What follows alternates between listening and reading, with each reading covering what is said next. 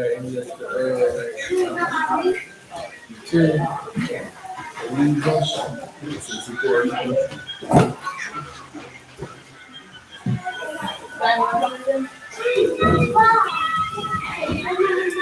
friend.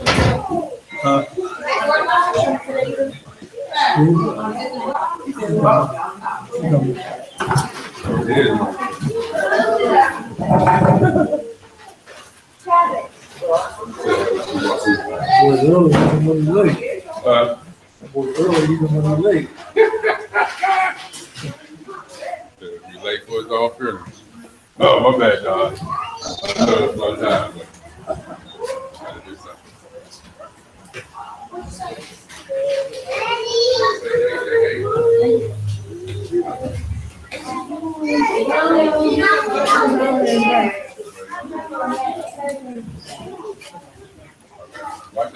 Yeah, I'm starting to get around. All the way up. You don't need that much. You don't need that much.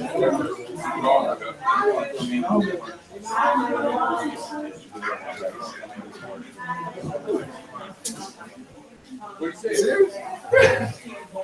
Work out.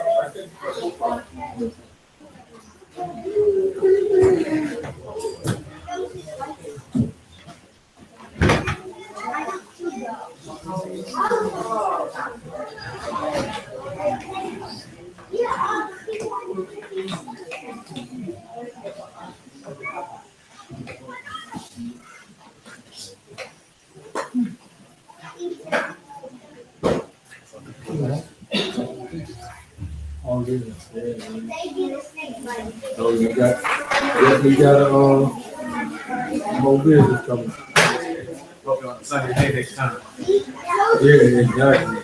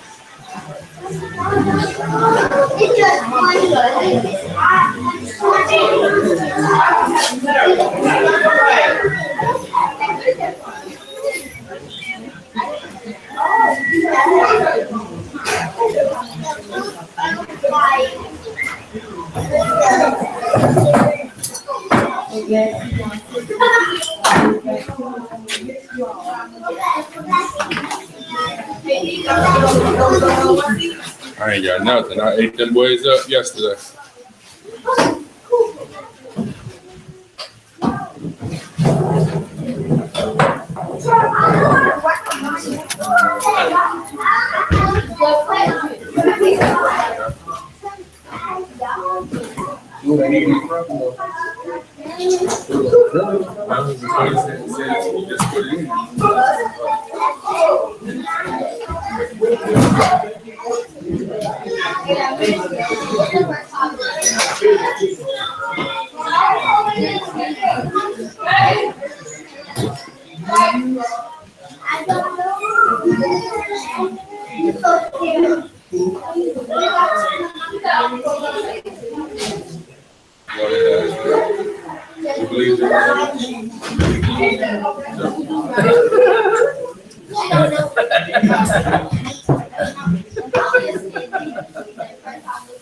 Absolutely not. It's there. You got no Josephus in Oh, you might come here. Come on, get your chair. None one. Get your chair back. Good? All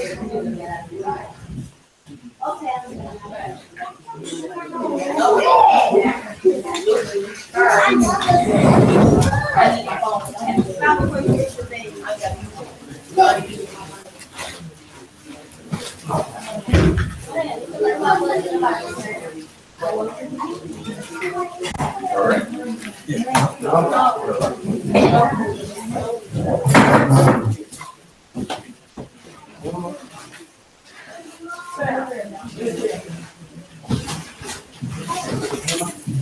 All right, y'all, let's go ahead and pray in.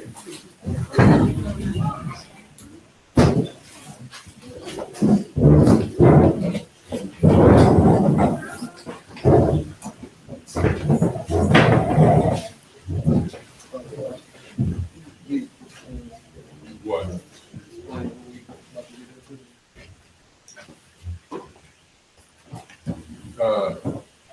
You have a fellowship with us? Okay, so before we pray, if y'all familiar, y'all deal with it? Yeah. Okay. Watch that. Okay. So normally what we do is we read through the commandments before we pray. Just to keep y'all and then he gonna read part of it in Hebrew. So if you're not familiar with Hebrew. Okay.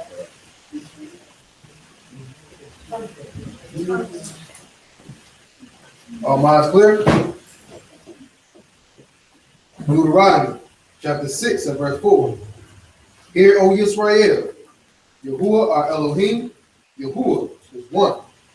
Shema Yisrael. Yahuwah Eloheinu. Yahuwah Akkad. Shemot on Exodus chapter 20 and verse 3. We will have no other mighty ones. Against the Most High. We will not make any carved image. Or any likeness of that which is in Shamayim above. Or which is in the earth beneath. Or which is in the waters under the earth. We will not bow down to them. Nor serve them. Yahuwah our El. As a jealous El. Visiting the wicked. Of the fathers on the children. To the third and fourth generation. Of those that hate him. And showing kindness. To thousands of those who love him and keep his commandments. We will not bring the name Yahuwah our El in vain. For Yahuwah will not leave us unpunished. Who brings his name in vain. We will remember the Shabbat day. And keep it Kodesh. 6 days we will labor. Do all our work. But the seventh day is the Shabbat. Yahuwah our El. For in 6 days Yahuwah made Shamayim and the earth and the sea and all that is in them. And rested the seventh day. Therefore Yahuwah Barak the Shabbat day. We will respect our fathers and our mothers, so that our days are long on the earth. We will not murder. We will not commit adultery. We will not steal. We will not bear false witness against our neighbor. We will not covet anything that is our neighbor. Father, y'all, we give thanks for this day, the set apart day, Father, the opportunity to gather together, Father, for your name's sake, Father, to give you all the esteem, Father, all the honor, Father, to give you the praise, Father, for your word to go forth, Father. We pray, Father, that your spirit will be with us, Father, that you would give utterance unto the speaker and understanding unto the hearer, so that we all may be doers, Father. Open up the hearts and the minds of your people to receive your word. Father, we pray that any person who hasn't made it here yet, Father, to allow them safe passage, Father, allow them to make it here safely, allow your word to proceed forth uninhibited, Father, according to your will, Father. All these things we pray and we give thanks. For Shem Yahuwah, and Kami Boshua Hamashiach, O Raka Kadesh, so be it. Hallelujah. Okay. What's your name? Daryl?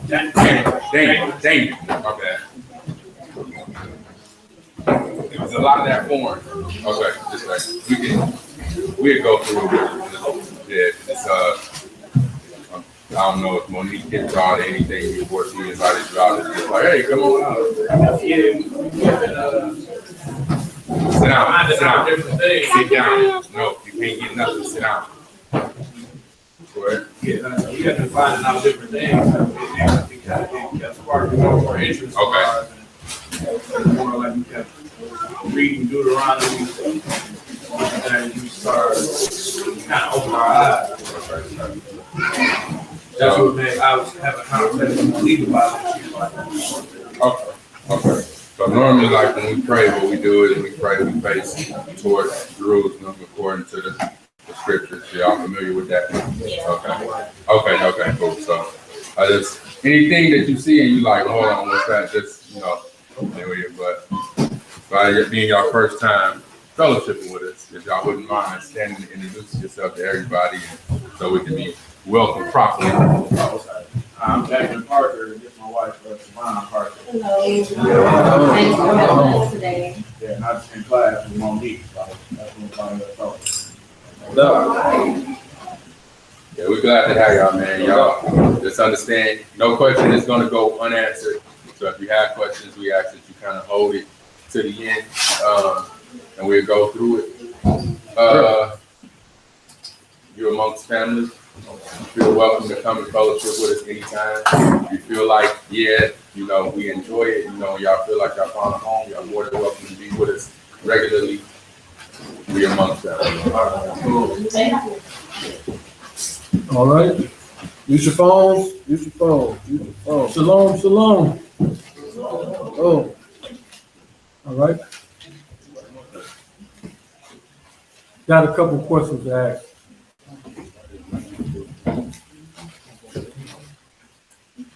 Oh. One moment here. Brother Martin. Oh,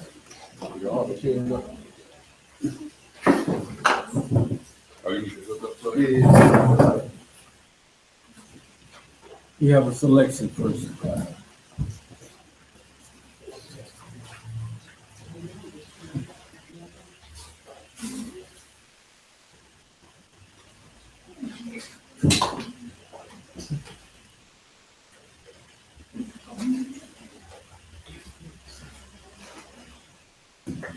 Well, everybody, just kind of like get a little energy. Let's stand up a little. Okay?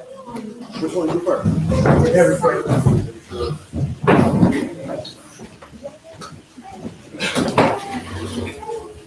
As the title. Yeah.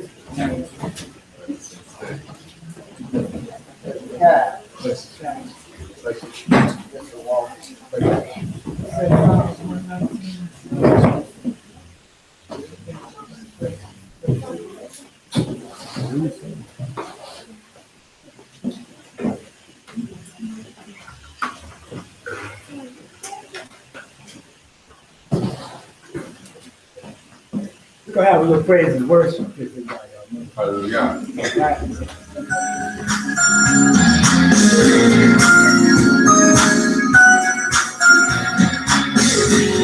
Where's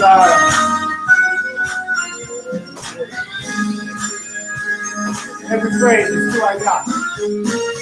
Every praise is to our God. Every word of worship and one accord. Every praise is to our God. got easy part. Hallelujah. Every praise is to our God. Every word of worship and one accord. Every praise is to our God. All right, brother. Hallelujah. Every praise is to our God. Every word of worship and one accord. Every praise is to our God.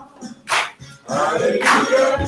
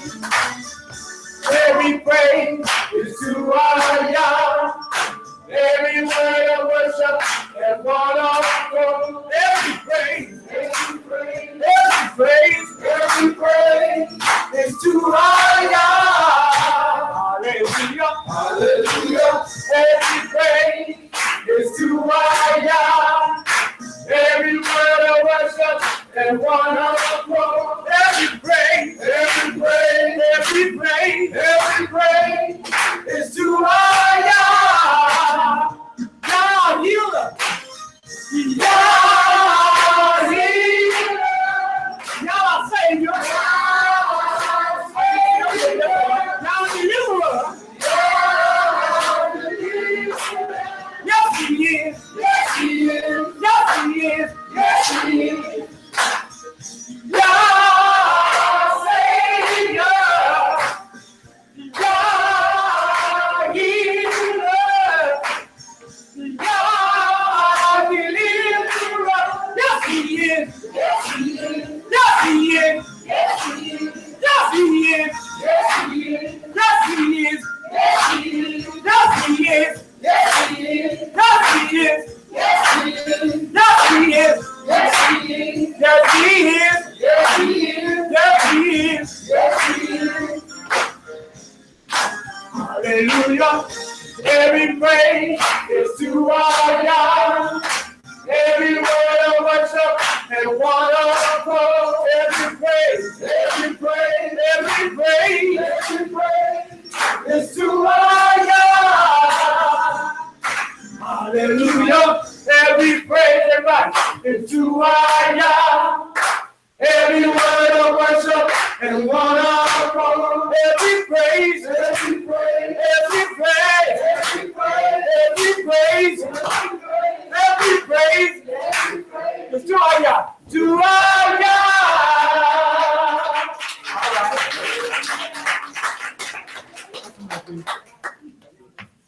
All right.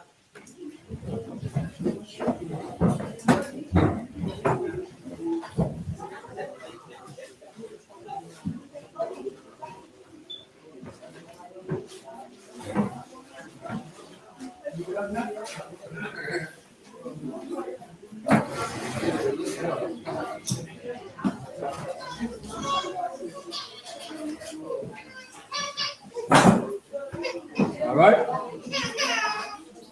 Shalom, shalom again. Oh. All right. We get into a kind of a heavy topic that's been going around for the last couple years. You know, been a whole bunch of talk about it. So, about whether the earth is round or flat. Right? So a lot of people say that this is just a distraction, but it doesn't matter if it's round or flat. None of this don't even matter. Why is y'all letting it distract you? Right? So that's what a lot of people is chopping this up to.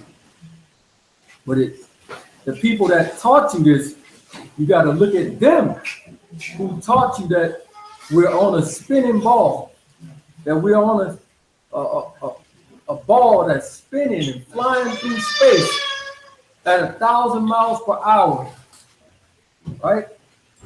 So you've been programmed. So I'm gonna ask y'all a question. When I ask you this, just make the sound. Just make the sound, all right? How does it sound? When I say it, I want everybody to just do it. Don't raise your hands or nothing. How does it sound when a giant walks? Do it.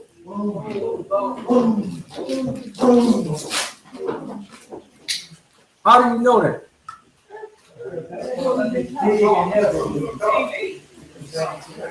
That's what you was taught, right? But which one of us has actually seen a giant before, besides me? Besides the 6-foot giant. I was messing. But who's seen a giant before? Nobody, right? So where do we get this boom, boom, boom from? But it's fully been ingrained in everybody's mind, right? From TV, from television, from tele-live vision, right? This is in everybody's mind. So as small and minute as you might think of that is, you've been programmed to believe that. And that's what all of this. And there's another thing that's called cognitive dissonance. Anybody heard of that before? This is when something new is being presented to you, and you get an uncomfortable feeling inside, and it automatically makes you shut down and you start fighting it. Even though you haven't even heard what it is, it's too, man, the earth is flat. What? Oh, they don't, man, come on with that, bro. Everybody know that. You can go turn on TV right now and see the world flat. Everybody know that. Get a real uncomfortable feeling. So truth goes through three phases, right? You have, in the beginning, it's mocked and it's ridiculed. Oh man, those stupid niggas, man, talking about the earth is flat, right? And then it's violently opposed. This means somebody say, I got to do something about this. I can't take this topic no more, right? They go out and make videos and slander your name and all of this. I can't take this topic no more. I'm sick of seeing it. Then when they finally get it, it's widely accepted. Like, oh man, I've been through that. Everybody know the earth is flat. This is the thing that it's going through. So almost all the Israelites suffer from cognitive dissonance. A whole bunch of us suffer from this thing. So a sister inboxed me last week and say, brother, I was a part of the purple gang, right? So she said, for the longest, I've been debating with people about watching your video about who is Esau. And she said, I just wouldn't watch it. I'm not going to watch that video. I don't care. They say, just watch the video, sister. He go over everything. She said, I just wouldn't watch it. Why wouldn't she watch it? She was suffering from the cognitive dissonance. It wouldn't let her watch it. As soon as she watched the video, she hit me up in the inbox and was like, oh my goodness. I am no longer a part of the purple gang. Because I see that they are lying to me about this and other things. But before that, she couldn't even pull herself to watch it. So a lot of them is suffering from cognitive dissonance that's watching, and they're probably not going to make it through the first 5 minutes of this. You can turn it off and say, I can't take it no more. Give me Proverbs 18 and 13. So they just say, man, just show me the scripture that says the earth is flat. Don't go through all of this stuff. Just show me. But I like to do mine like this. I like to build it up. Because I got to go after the people who taught you this in the first place. Proverbs 18:13. Proverbs chapter 18, verse 13. He that answereth a matter before he hear it. You do what? He that answereth a matter before he hear it. Before you do what? Before he hear it. Before he hear it. So somebody out there right now, they don't even want to listen. Before you even hear it, what is it? It is folly. It is what? It is folly. Go ahead. And shame unto him. It is a folly and it's a shame unto you. So if you're getting that thing up, you're getting all riled up inside and you don't even want to listen, this scripture talks about you. Got it? Read it one more time. He that answereth the matter before he hear it. It is folly and shame unto him. It is folly and it's shame unto him. John chapter 7, verse 51.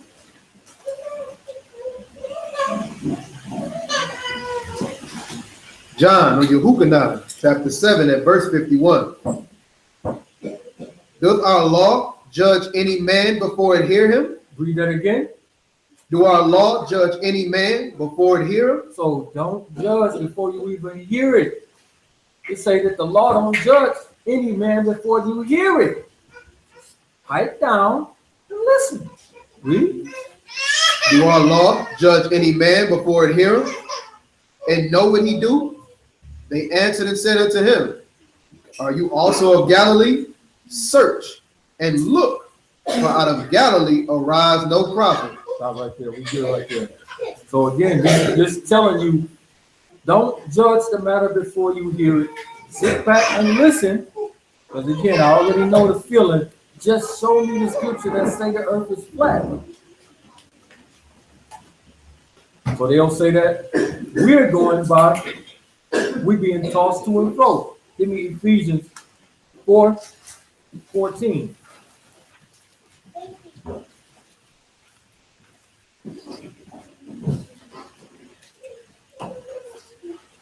Ephesians chapter 4, verse 14. That we henceforth be no more children tossed to and fro and carried about with every wind of doctrine. What? With every wind of doctrine. So they will accuse us of going with every wind of doctrine, saying that this is something new, when this is actually something that's old.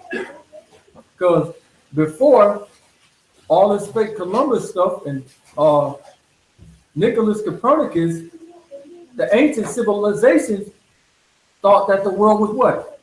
Flat. So this round globe thing is actually what's new. It's actually the newest concept that's out there. But since we don't do no research and no homework, we think, oh, them brothers is just going with every wind of doctrine, just believing the new thing that comes out. Give me Jeremiah chapter 10, verse 1.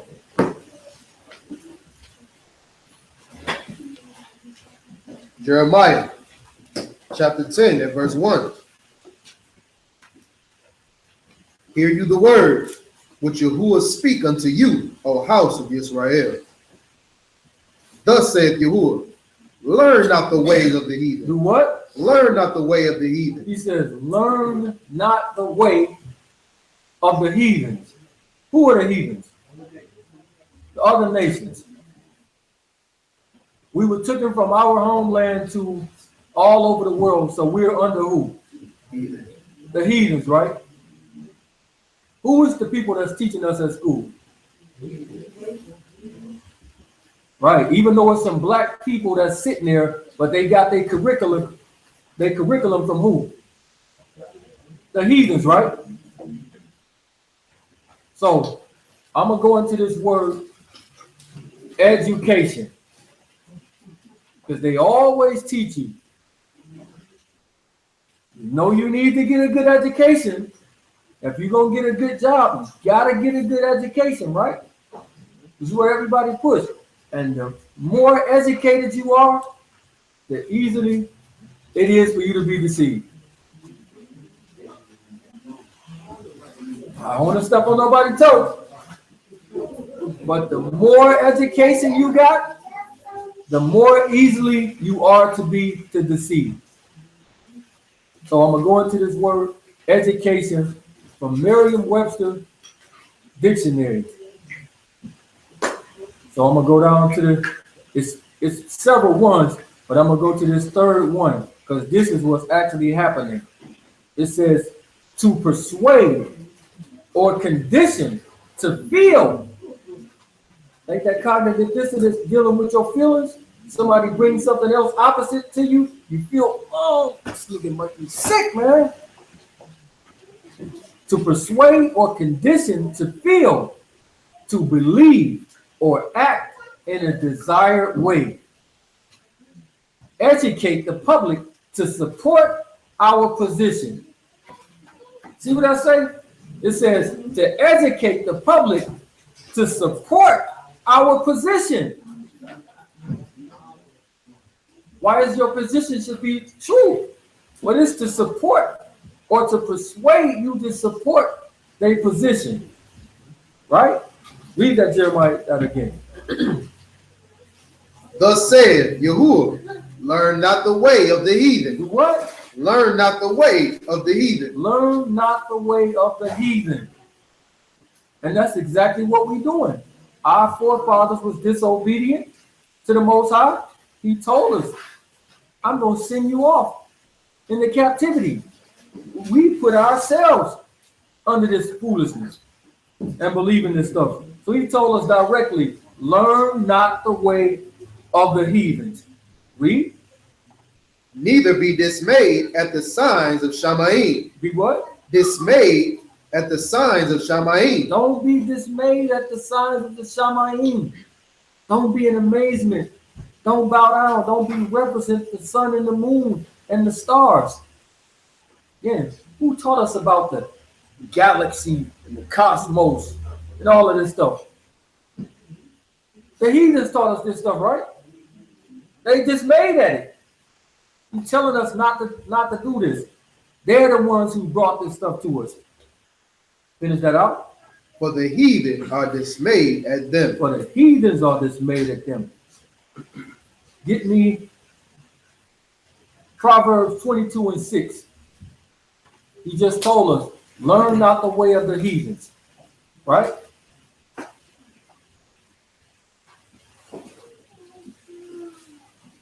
Proverbs chapter 22 at verse 6. Train up a child. Do what? Train up a child And do what? in the way he should go. Train up a child in the way he should go. What does this mean, to train up a child? To teach him what? The right way. Looking for something else. The right way is what? The what? The law. Not send them to school. We don't see in our book our people going on school. Right? This thing right here is going to show us we really, really need to homeschool our children. So we need somebody to be putting this together yesterday. Flat out. Yesterday. So read that again, huh? Proverbs 22:6. Train up a child in the way he should go. And when he is old, he will not depart from it. He will what? He will not depart from it. Train up a child in the way that he should go, and when he is old, he will not depart from it. Psalms 19:7.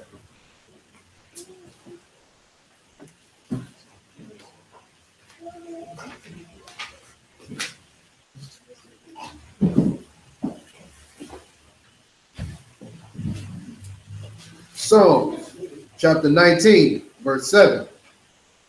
The law of Yahuwah is perfect, converting the soul. The testimony of Yahuwah is sure, making wise the simple. Doing what? Making wise the simple. Making wise the simple. So the scientists on TV are supposed to be what? The wise people, right? But he says his law is what makes you wise, right? Deuteronomy 6.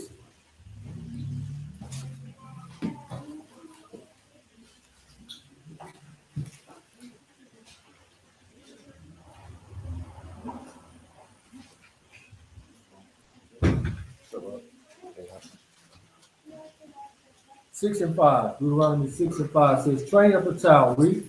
Deuteronomy chapter 6 and verse 5. And you shall love Yahuwah, your Elohim, with all your heart, with all your soul, and with all your might. And these words which I command you this day shall be in your heart. And you shall teach them. You shall do what? You shall teach them Go ahead. diligently unto your children. Unto who? Unto your children. Train up a child in the way. This is what he's talking about, training them in. His laws, statutes, his commandments. Read. And shall talk of them when you sittest in your house, and when you walk by the way, and when you lie down, and when you rise up. It's pretty much saying all the time. Verse what? Verse 8. We're good right there. 2 Timothy 3:14.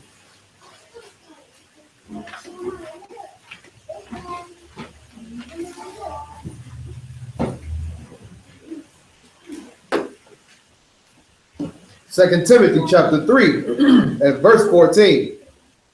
But continue you in the things which you have learned. Do what? Continue you in the things which you have learned. And the things continue means to keep it going in the things which you have learned. Read. And have been assured of, knowing of whom you have learned them. Go ahead.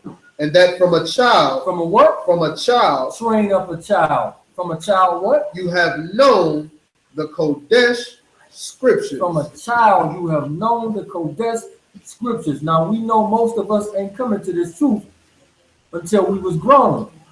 But we got babies in here right now that we gonna make sure that they don't learn the lie, that they don't celebrate Christmas and Easter and all of this other mess. We gonna make sure that they get it right. So they ain't gotta go through cognitive dissonance. They don't gotta go through all of this falsehood that we done went through. Read that last verse again. Verse 14. But continue you in the things which you have learned and have been assured of, knowing of whom you have learned them, and that from a child you have known the Kodesh Scriptures, which are able to make you wise. Which are what? Which are able to make you wise. Just like Psalms 19:7 says. The law is what makes you wise. Read. Unto salvation through the faith which is in Mashiach. All right, you do it right there. So we're going to find out that it's two kinds of wisdom. Two kinds of wisdom. Keep that in mind. Get me Daniel chapter 1. Pick it up at verse 2. You're going to get there about the flat earth. We're going to get there in a minute. Daniel chapter 1. Chapter 1, verse 2. The book of Daniel, chapter 1 at verse 2. And Yahuwah gave Jehoiakim, king of Judah, into his hand, with part of the vessels of the house of Elohim, which he carried into the land of Shinar, to the house of his God. And he brought the vessels into the treasure house of his God. And the king spake unto Ashpenaz, the master of the eunuchs, that he should bring certain of the children of Israel. Bring who? Certain of the children of Israel. Certain of the children of Israel. So read. And of the king's seed, and of the princes, children in whom was no blemish. Children in whom was what? No blemish. So this is the quote unquote the best of the brightest children, right? Read. But well favored. But what? Well favored. Just like they do now with your athletes and all the rest and everybody else. Read. And skillful in all wisdom. Skillful in what? In all wisdom. In all wisdom. Remember, I told you it's two wisdoms. It says skillful in all wisdom, right? Read. And cunning in knowledge. Cunning in what? In knowledge. In knowledge. Read. And understanding.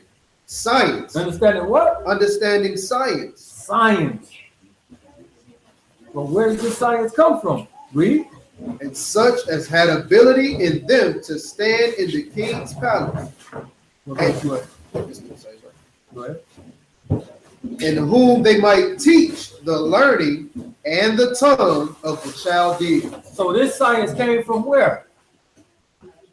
The Chaldeans. Read that last verse again.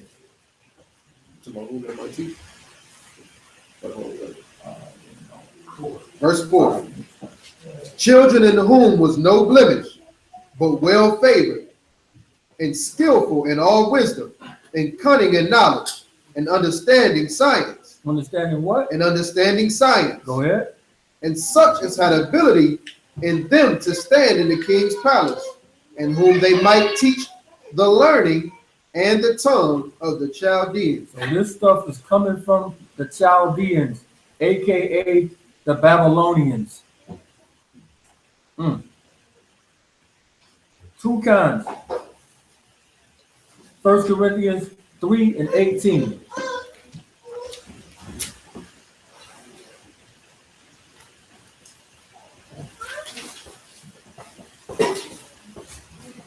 Remember, the law says, making wise the simple.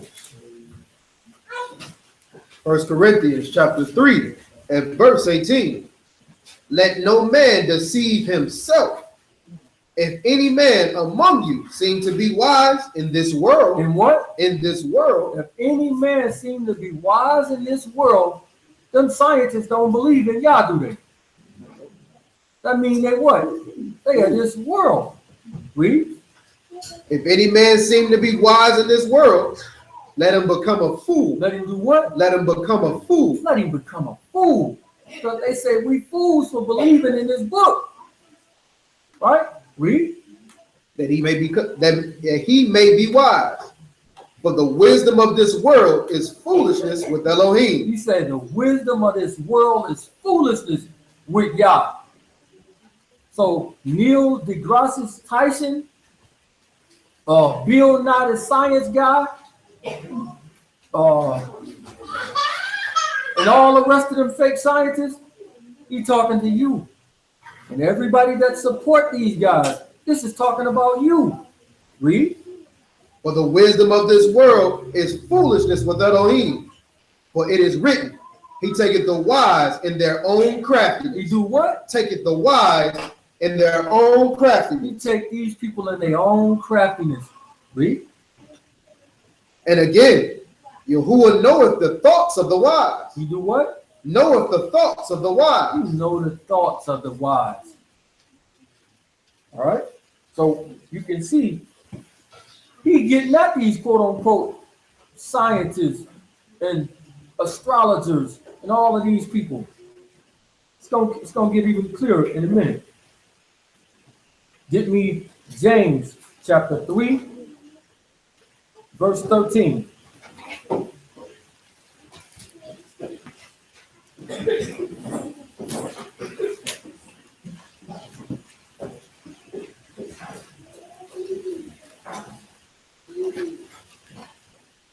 James chapter 3, verse 13. 13. James chapter 3 and verse 13. Who is a wise man and endued with knowledge among you? Let him show out of a good conversation his works with meekness of wisdom. Right.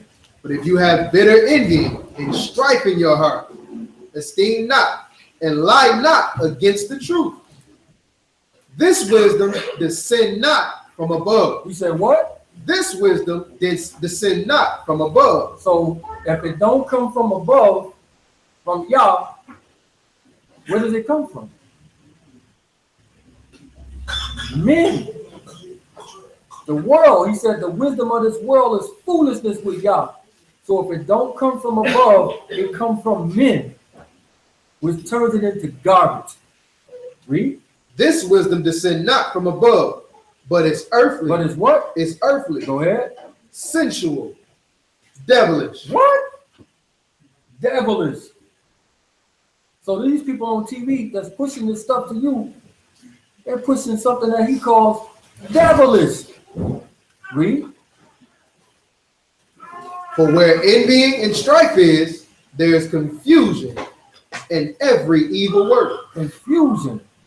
Go ahead. But the wisdom that is from above is first pure, then peaceable, gentle, and easy to be entreated, full of mercy and good fruits, without partiality and without hypocrisy. Without hypocrisy.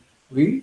And the fruit of the righteousness is sown in peace of them that make peace. So, as we can see that there's two types of wisdom, right?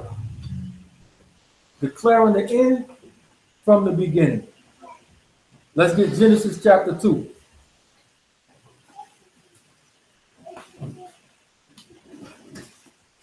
Verse 16. Two types of wisdom.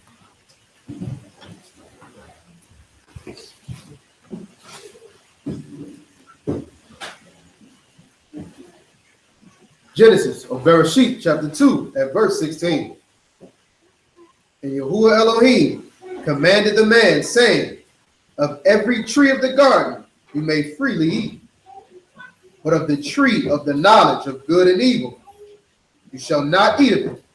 For in the day that you eat thereof, you shall surely die. So this is some knowledge or some wisdom right here, right? It says, but of the tree of knowledge of good and evil. So we have some knowledge or some wisdom right here, right? You see what man is going to do, as always. Read verse 17. Verse 17. But of the tree of the knowledge of good and evil, you shall not eat of it. For in the day that you eat thereof, you shall surely die. You shall surely die. Get me Genesis 3 and 6. Let's see what wisdom man chooses. Bereshit chapter 3 and verse 6. And when the woman saw that the tree was good for food, and that it was pleasant to the eyes, and a tree to be desired to make one wise. To make one what? To make one wise. But is this good wisdom that's he getting? It's not, right? Because it's two. So when somebody's talking about somebody is wise and smart and all of this, remember, which one are you talking about? Which one of the wisdoms or being wise are you talking about? Read. She took the fruit thereof and did eat, and gave also unto her husband with her, and he did eat. So she took this wisdom, and what does this cause? All the madness that's going on this earth right now. Because she chose this wisdom.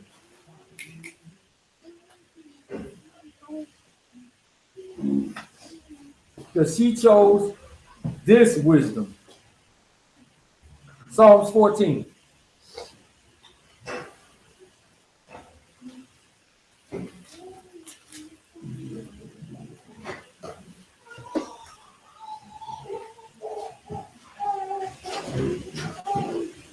Verse 1. Psalms chapter 14 and verse 1. The fool have said in his heart. The who? The fool have said in his heart. I didn't call nobody a fool. We just read what the book say. Read. There is no God. The fool has said, there is no Elohim. Read. They are corrupt. They have done abominable works. There is none that doeth good.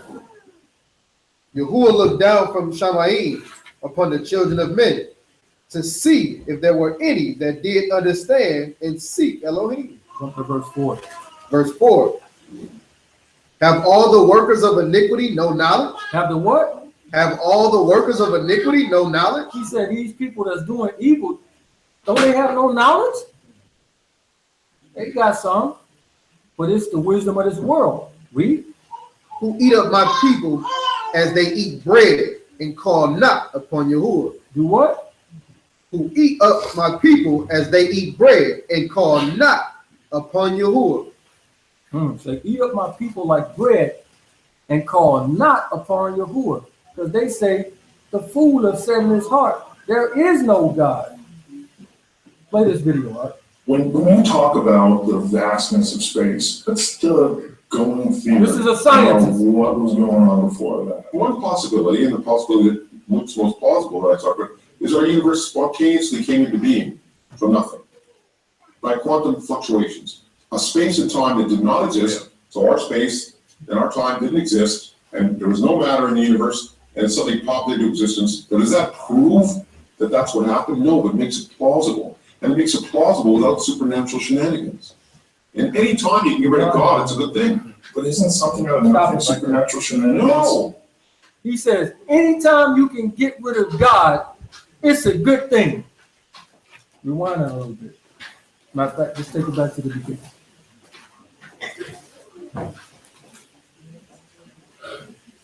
When we talk about the vastness of space, that's the going theory about what was going on before that. One possibility, and the possibility that looks most plausible that I talk about, is our universe spontaneously came into being from nothing. He said that the universe spontaneously came into existence out of nothing. Right? This is what science is teaching you. So they're discrediting when he says, in the beginning, Yah created the heavens and the earth. right? But he's telling you right here that this just happened out of nothing. Play it. By quantum fluctuations, a space and time that did not exist, so our space and our time didn't exist, and there was no matter in the universe, and something popped into existence. Now, does that prove that that's what happened? No, it makes it plausible. And it makes it plausible without supernatural shenanigans. And any time you can get rid of God, it's a good thing. But isn't something? You hear what he said? This is a respected scientist who's saying this, right? What did that Proverbs 14 just say in verse 1? The fool have said in his heart, there is no Elohim. So what is that guy? Fool. That's a scientist, right? But he's highly respected. He said out of his own mouth that anytime you can get rid of God or Elohim, it's a good thing, because this just spontaneously happened out of nowhere, right? Just magically happened. You can hold on. All right, let me get back into the script. So when you think of Yah saying, let there be light and let there be a firmament, what happens in your mind? What do you think happens? It's not a trick. Right, this is what most everybody think, that this stuff kind of just popped up magically, right? That's what everybody believes in your mind. When you ask most people, how did this thing come into being? You just start picturing trees just coming up out the ground and water just forming like they show you on TV. You're being programmed, right? But let's see if this is right. Let's get Job 38, verse 1.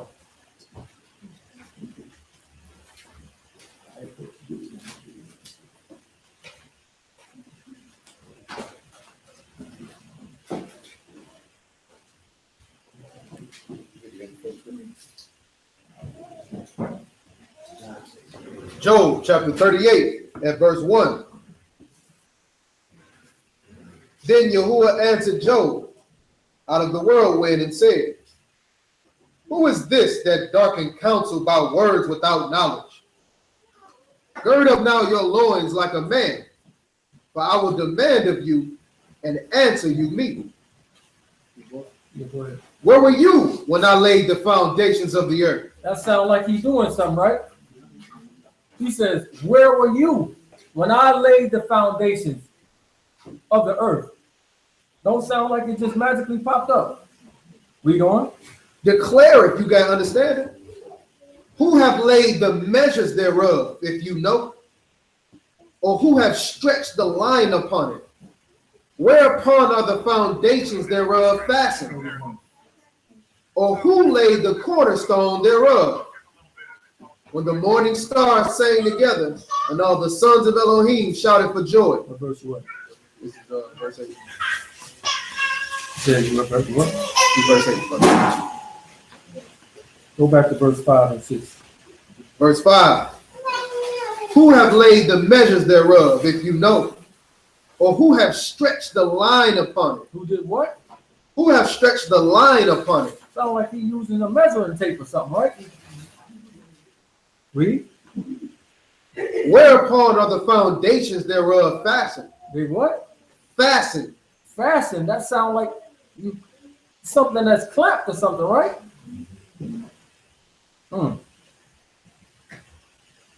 So this sounds like some work. What was Mashiach's occupation when he was a man? He was a carpenter. Let's see. Give me Mark 6.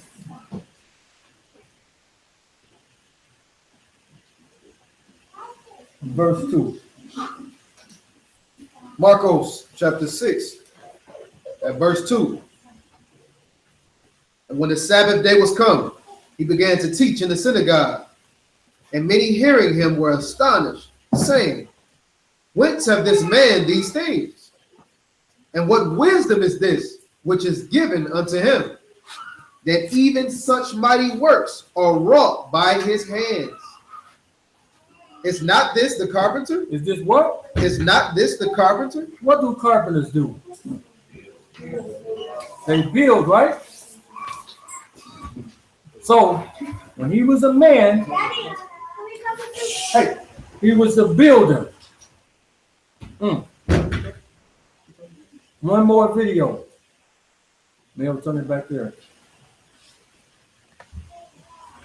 Again, this is the other smartest, so-called smartest man in the world, Neil deGrasse Tyson.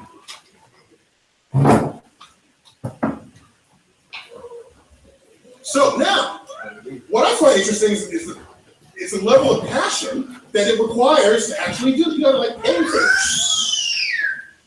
His sign says the Big Bang Theory, right? And he's making fun of this.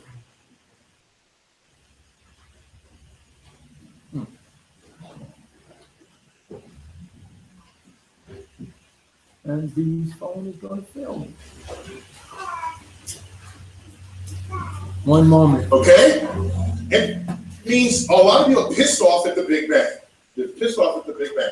At our museum in New York, American Museum of Natural History, they come to the Big Bang exhibit, and sometimes I don't feel like having that conversation. I say, why don't you go to our hall of human biology first, and then come to us? And that's where we have sort of monkeys holding hands with people in skeleton form, and then they never make it back to the Big Bang. They're gone forever. Okay. So however egregious the Big Bang is, monkeys and people is a worse transgression, apparently. So there's that, but there's also, here's a little bit of intelligent design here. Here's one that wants to accept the science, but then is like what's before the Big Bang. We don't quite know yet, so God was there. So of course, intelligent design is basically a God of the gaps. But my favorite way to end this then is to just reflect on, I want to do it just a fast tirade on stupid design, and this will be fast.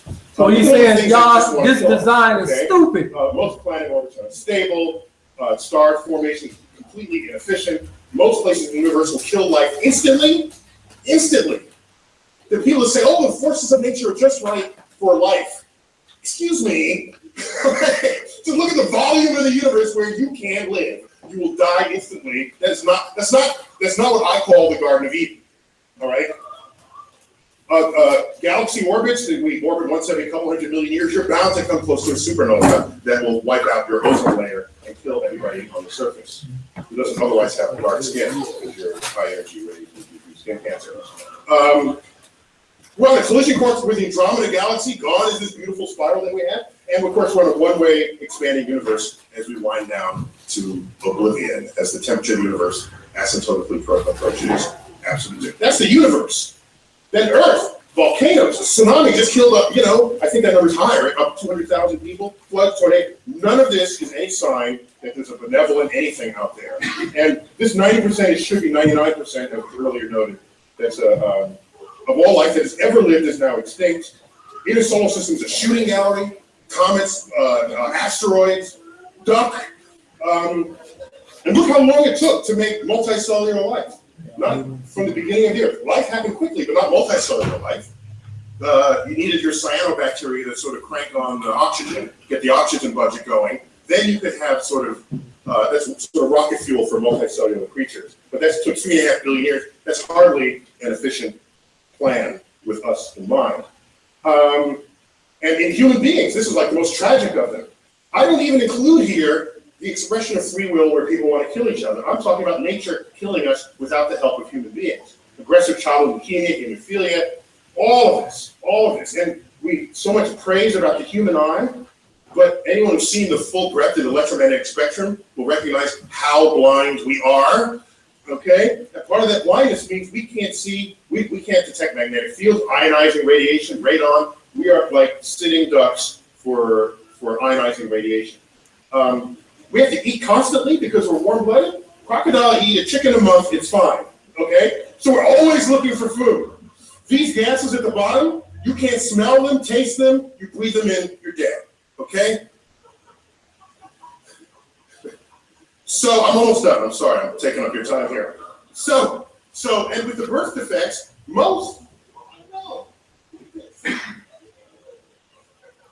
others it's like abuse and infection and the stuff that human beings have something to do with. His, we have no idea. Looks like Mr. Buckman. Sorry. No idea. No idea. And, and birth defects are tragic. They're tragic, particularly if they happen to the family afflicted by it. And you just look at images of these aborted fetuses because of and most of these are stillborn, others are born with heart outside the body. And so this is all simply stupid design. And the problem is, if you look for what is intelligent, and you can find some things that are just really beautiful and really, hey, that's good. The ball socket of the shoulder. A lot of things you can point to, but then you stop looking at all the things that confound that revelation. And so if I came upon a frozen waterfall and it just struck me for all its beauty, I would then turn over the rock and try to find a millipede, okay, or some kind of deadly newt, and then put that in context and realize, of course, the universe is not here for us, for any singular purpose. My favorite of all is, of course, you eat, breathe, and drink through the same hole in your body, guaranteeing that some percent of us will choke to death every year, okay? Imagine if you had a separate hole for breathing and eating and talking. That would be just really cool, right? You could drink, breathe, and just talk, and you would never choke, all right? You're supposed to be the smartest man. Dolphins breathe and eat through different holes in their body. And that's a mammal. So I'm not, this is like Santa Claus could bring this one.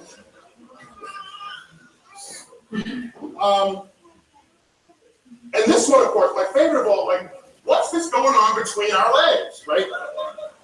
As you've heard, you heard it. It's like an entertainment complex in the middle of a sewage system. No engineer would design that at all, ever. So, as you can hear, this is supposed to be the so-called smartest man in the world, right? Making complete jokes of the Most High's creation,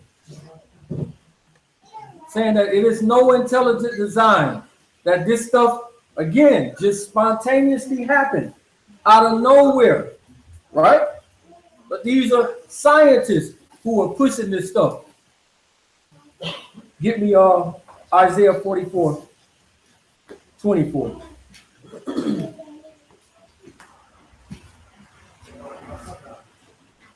Isaiah chapter 44 at verse 24.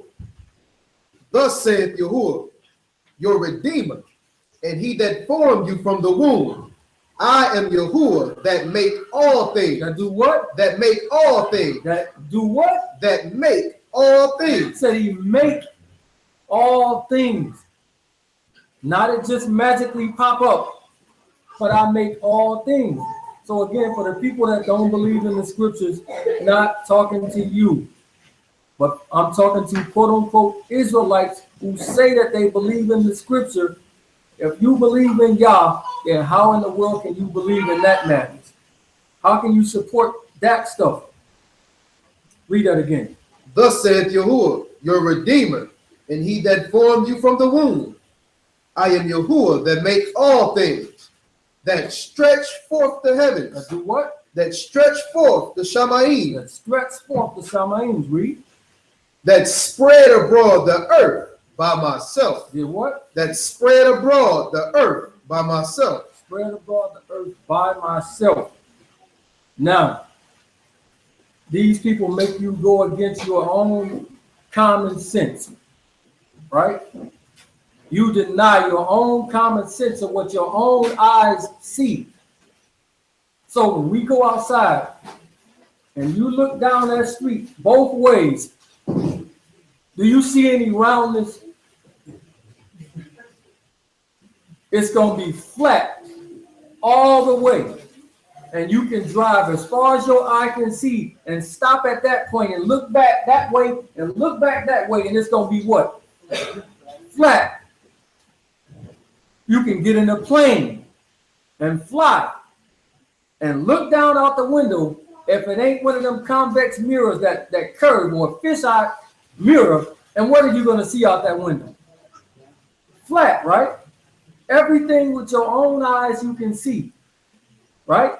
They done told us that the earth is spinning and moving through space, and all of these things is happening, and the sun is the center. Everything. So if the sun is the center and everything is moving around it, what happened before the sun was created on the fourth day? The earth was already here. What was it revolving around?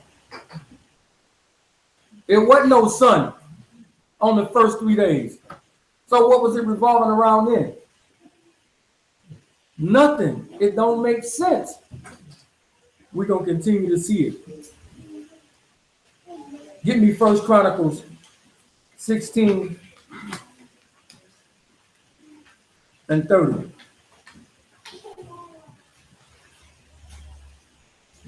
First They told Chronicles. us that this earth is moving.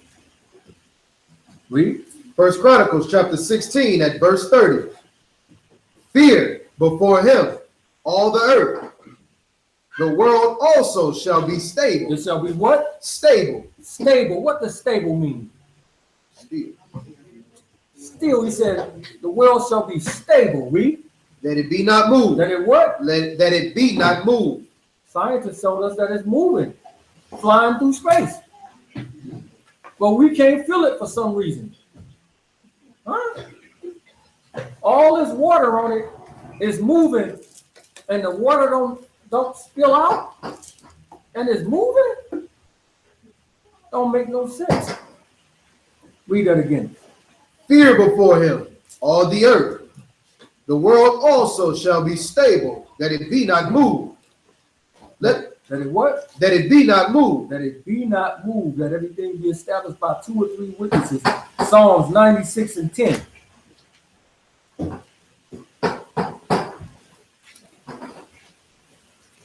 Psalms, Telahim, chapter 96, verse 10. Say among the heathen that Yahuwah reign. The world also shall be established, that it shall not be moved. That it what? Shall not be moved. Read it from the top again. Say among the heathen. Say among who? The heathen. The heathens. Who taught us these lies? Read. That Yahuwah reign. The world also shall be established, that it shall not be moved. That it shall what? Not be moved. Not be moved. We are not on the spinning ball that's flying through space at 1,000 miles an hour. If you believe in the scriptures, this is a lie that science is teaching us. Get me Psalms 93 and 1. Psalms chapter 93, verse 1. Yahuwah reign. He is clothed with majesty.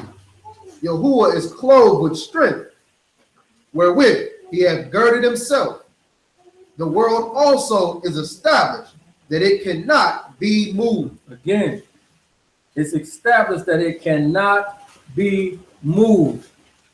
So again, with your own eyes, what you can see and observe yourself, when you go outside, and in the morning, where's the sun at? It's in the east, right? Yep. And if you stay out there and just watch it, you see it doing what? Moving over your head, right? Can you feel this earth moving? But scientists tell you that it's moving, right? And they tell you that the sun is not moving. Give me Joshua chapter 12.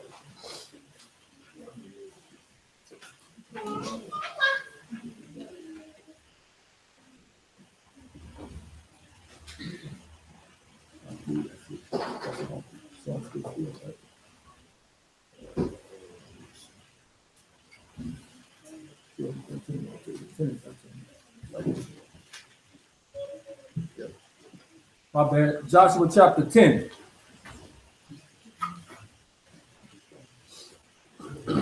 Joshua chapter 10 at verse 13. Pick it up at 12. Verse 12. Then spake Joshua to Yahuwah in the day when Yahuwah delivered up the Amorites before the children of Israel. And he said in the sight of Israel, son, stand you still. Do what? Stand you still. He told the son to do what? Stand you still. So if he got to tell the son to stand still, that means the son is doing what? Moving. Moving, right? Because he's telling the son to stop moving. But again, these scientists told us that the earth is moving and the sun is standing still and everything is going around it. Read.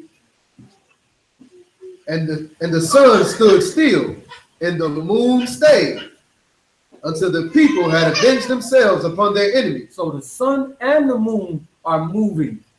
Both of them stopped. Read. Is not this written in the book of Joshua? So the sun stood still in the midst of Shamaim, Go ahead. and hasted not to go down about the whole day. And there was no day like that before it or after it, that Yahuwah hearkened unto the voice of a man, for Yahuwah fought for Israel. Hold on a second.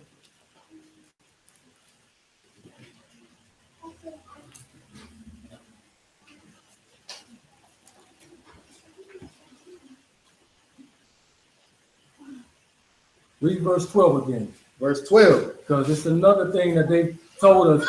They say that the sun is super big, right? It's much bigger than the earth. They told us that the sun is 93 million miles away. What did they measure this with? How do they figure this out? What instrument did they use to tell you we're going to beam a laser and it's going to come back? Oh, yeah, that takes 93 million.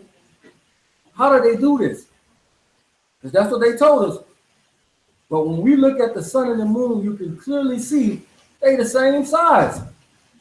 And they ain't that far away. Read.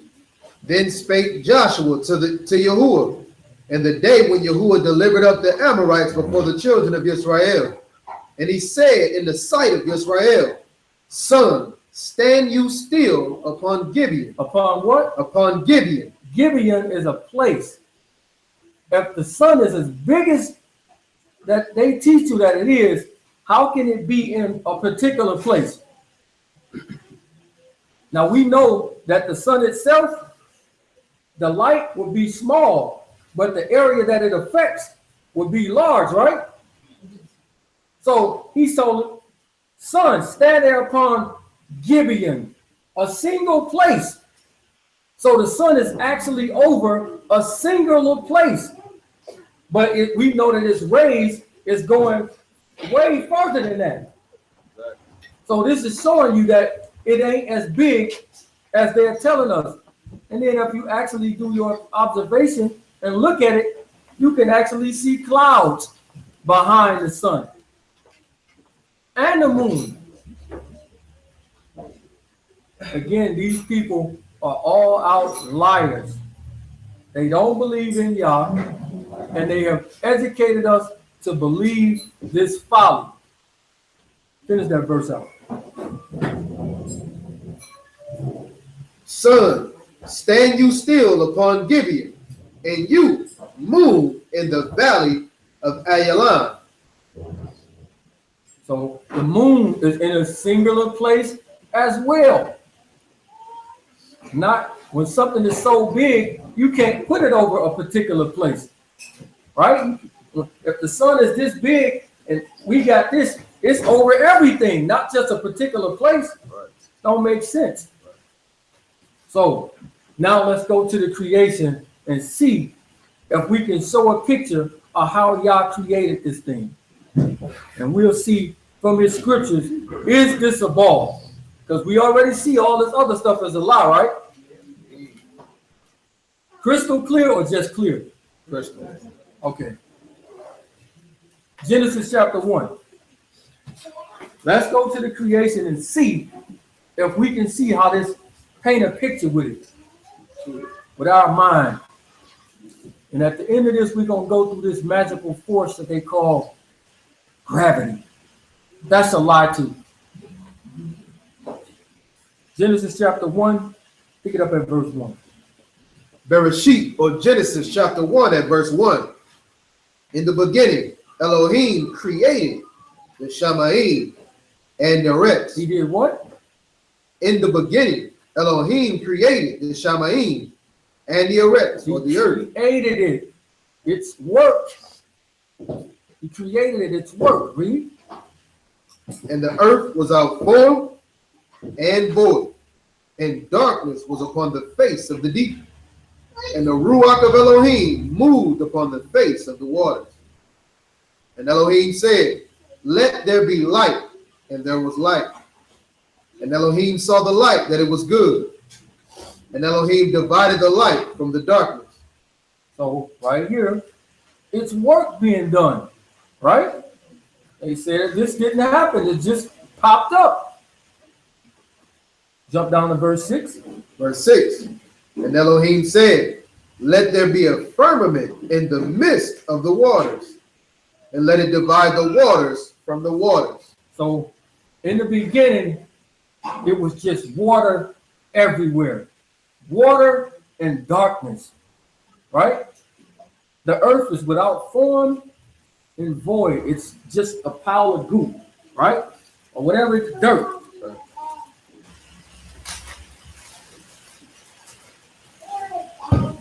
Bought some of my daughter Play-Doh, right? So it says, and the earth was without form and void.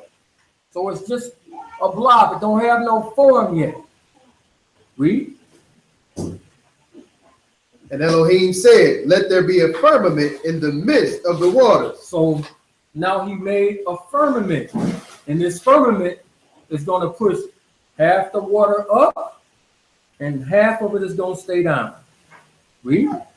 In the midst of the waters, and let it divide the waters from the waters. And Elohim made the firmament and divided the waters which were under the firmament from the waters which are above the firmament. And it was so. So we got just as much water up as we got down. So it's a sea down here. It's also a sea up there. Right? Keep it in mind. Read. And Elohim called the firmament Shamayim. In the evening and the morning for the second day. And Elohim said, let the water under the Shamayim be gathered together unto one place. So now all of the water that's on the earth is in one place. There ain't no separate oceans. All of the water is where? One place. It's in one place. Read. And let the dry land appear. And let what? The dry land appear. So all of a sudden, it's all water, and then the earth appears. The dry land appeared. That's what it say, right? Dry land. Read. And it was so. And Elohim called the dry land earth. He called what? The dry land earth. He called the dry land earth. So, according to this, what's the earth? The dry land. The dry land is the earth, right? So when you ask somebody to show you the earth, why do they show you this? Why do they show us this? Because according to Genesis, what we just read, what's the earth? Dry land. The dry land. But this is engraved in our minds that this is the earth. Because they say, I'm going to show you a picture of the earth. And they show you this. Why don't you just show me all land? Or do we believe the book or not?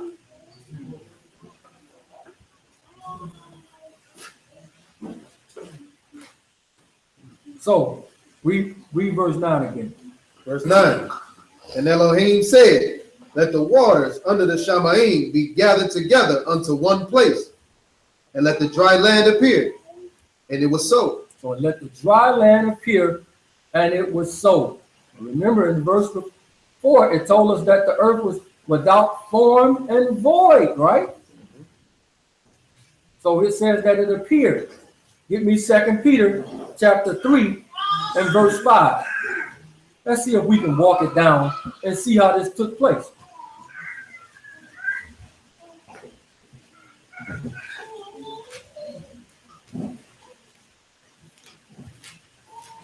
Peter. 3 and 5. 2 Peter chapter 3 at verse 5. For this they willingly are ignorant of, that by the word of Elohim, the Shamaim were of old, and the earth standing out of the water and in the water. So it says that the earth was standing out of the water and in the water. So part of it is under the water and part of it is out of the water. It's like when you see an iceberg, right? And you see only the tip of it, even though it seems super big, but it's more iceberg that's under the water than what you can see, right? So it's letting us know that the earth is standing in the water and out of it. Part of it is under the water and part of it is out. Finish that out. Whereby the world that was, being overflowed with water, perished. Perished. Get me Job chapter 9 and verse 6.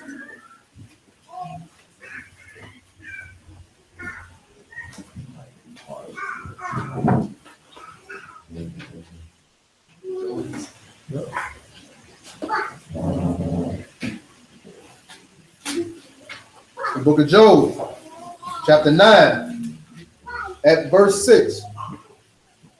Which shake the earth out of her place, and the pillars thereof tremble. So he says, and the pillars thereof do tremble. All through our lives, we've been taught the way that the weather changes is because the earth tilts on its axis. Where are the axes at?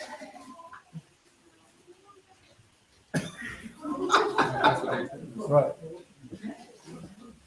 Where are the pillars at on this?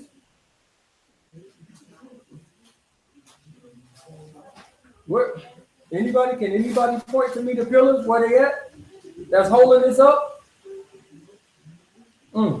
They must don't exist. Or it's the book line. We know that's the line. Right, this the pillar. It's a big thing like this. And when you fly certain ways, you can see this big thing right here that's holding up because it's sticking out. Right? Exactly, you gotta play because you will fly under it. If you fly up too high, you will run into this. So it says that this is pillars. Someone say, pillars. Let's see what pillars are. Judges chapter 16, verse 25. So I always ask people, could you please tell me where the pillars are at? Could you show me where the pillars are at that's holding up the earth? Where these axes are at that's making the earth tilt and move back and again while we don't feel it? 16, verse 25. The book of Judges, chapter 16, at verse 25. And it came to pass, when their hearts were merry, that they said, call for Samson, that he may make us sport. And they called for Samson out of the prison house, and he made them sport, and they set him between the pillars. They set him between what? The pillars. They set Samson between the pillars. Read. And Samson said unto the lad that held him by the hand, suffer me that I may feel the pillars whereupon the house stands. Did I do what? May feel the pillars whereupon the house stands. So what do these pillars do? Hold it up. They support it and hold it up, right? Something physical, right? Read. That I may lean upon them. Now the house was full of men and women. Jump down to verse 29. Verse 29. And Samson took hold 16:29. And Samson took hold of the two middle pillars upon which the house stood, and on which is borne up, of the one with his right hand and the other with his left. And Samson said, "Let me die with the Philistines." And he bowed himself with all his might, and the house fell upon the Lord. Why did the house fall? Because he pulled the pillars, right? He pushed them down, the foundation that's holding the house up. So I asked, where is the pillars at on this thing? They don't exist, because this is a lie. If you're up here, they're down here. If you're down here, they're up here. And if you're over here, they're over there. But if you're over there, they're over here. None of this makes no sense. So pillars are something that's physical. 1 Samuel 2:8. Because he's going to actually tell you how this stuff is created and what you should be looking for. 1 Samuel.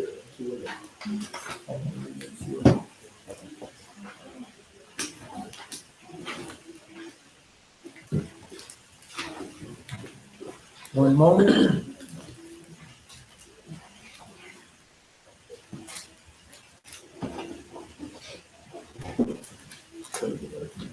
Yep. 1 Samuel 2:8.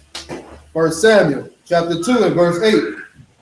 He raises up the poor out of the dust, and he lift up the beggar from the dunghill, to set them among princes, and to make them inherit the throne of esteem. For the pillars of the earth. For the what? For the pillars of the earth. Do what? Are Yahuwah's, and he that set the world upon them. Read that again. The pillars of the earth are Yahuwah's, and he hath set the world upon them. So he set the world on pillars. Where are they at? Because it's supposed to be sitting on pillars. Where are the pillars really at? They under the water. They're hidden. But you should be able to find them on this. But this is a lie.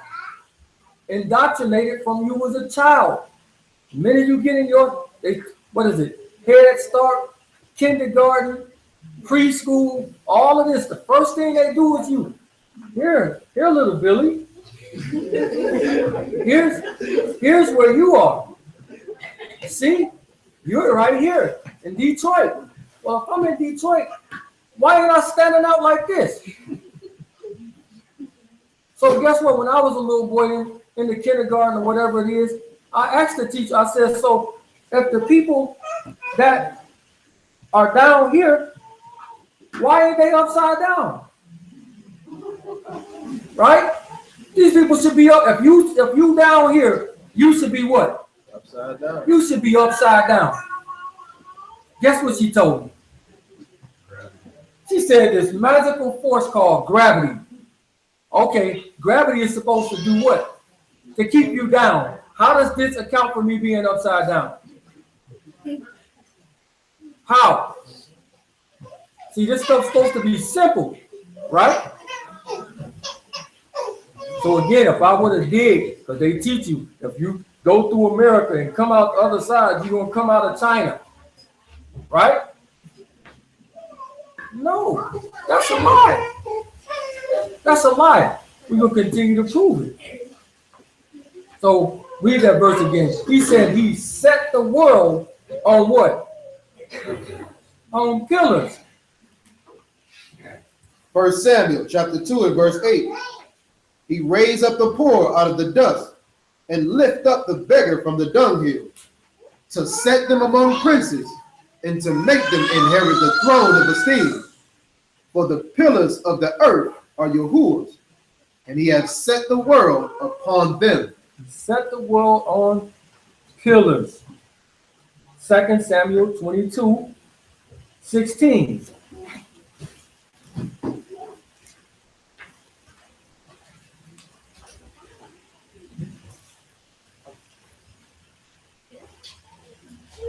2 Samuel chapter 22 at verse 16. And the channels of the sea appeared. The foundations of the world were discovered. The what? The foundations of the world were discovered. Read. At the rebuking of Yahuwah, at the blast of the breath of his nostrils, he sent from above. So right here, he lets you know where the pillars are at. Read that from the top again. And the channels of the sea appeared. The channels of what? Of the sea appeared. Meaning the oceans. Read. The foundations of the world were discovered. Were discovered because he shows you underneath the water is where these pillars are at. That's the world is sitting on. We're going to prove it. So we've been taught in school that the earth's surface is covered with 75% water, right? That's what they taught us in school, right? We're going to show you that that's a lie. It's actually the other way around. We're going to see it. So they taught us that the earth's surface is covered by 75% water, or some type of number like that. And only the dry land make up about 25% or something like that. We're going to actually see that this is a lie. The scientists were telling a lie. Exodus chapter 20 and verse 4. More than 12 lies in 10 minutes. So actually, we're going to see that the earth is sitting on top of the water. Oh, Cole, you can't prove that. Okay. Exodus 20 and 4. Shemot, or Exodus chapter 20 at verse 4. You shall not make unto you any graven image. They shouldn't have made this because this is a lie to deceive. Go ahead. Or any likeness of anything that is in the Shamayim above, or that is in the earth beneath. He said, or that is in the earth. I want y'all to see this. It says, in the earth. Right? Go ahead. Or that is in the water under the earth. Notice it says, in the earth, and then it says, under the earth. That's Antarctica down there. The people that's upside down. But he said it's water that's under the earth. I'm going to prove that the earth is flat and it's on top of the water, on top of the pillars. Keep it in mind. Read that again. You shall not make unto you any carved image or any likeness of anything that is in the Shamayim above, or that is in the earth beneath, or that is in the waters under the earth. The waters under the earth. Not saying you can go outside and dig a hole and see there go water. That's what he's talking about. No, that's why he told you in the first part of that. He says in the earth, and then he says beneath the earth. So these smart guys always say, well, how don't the water fall off the earth? If it's flat, water should fall off the earth. If it's round, show me how water curves. Because if we go and see water for what it do, you pour water out, what it's going to do? It's going to level out. So when you get ready to lay a foundation, what do you use to do that with? A leveler. What's inside that level? Water, right? It's a bubble inside of it, right? And you put it on there and see, oh, no, the bubble is too much over here. That means it's what? It's not level. But when that bubble get in the middle, it's perfect. Now it is level. That's why you call it sea level. How does water go up like this? How does it curve? Don't make any sense. So they always say that. If it's flat, then why don't the water run off the sides of it? Let's see why according to the scripture. Job 26 and 10.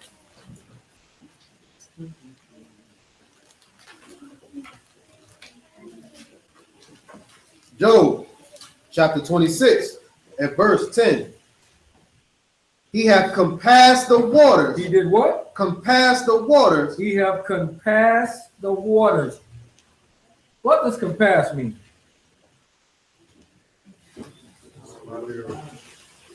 So he said he has surrounded the water. Not the waters over here, but he has surrounded the waters. Read. He hath compassed the waters with bounds. With what? With bounds. So the reason it don't fall off the edge, because he surrounded it with a what? Bounds. With a bound. That's the reason why it don't fall off.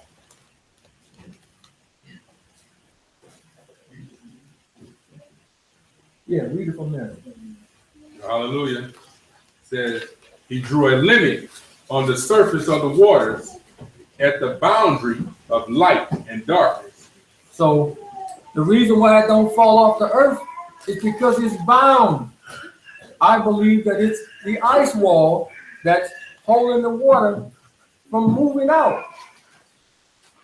Proverbs 8:27.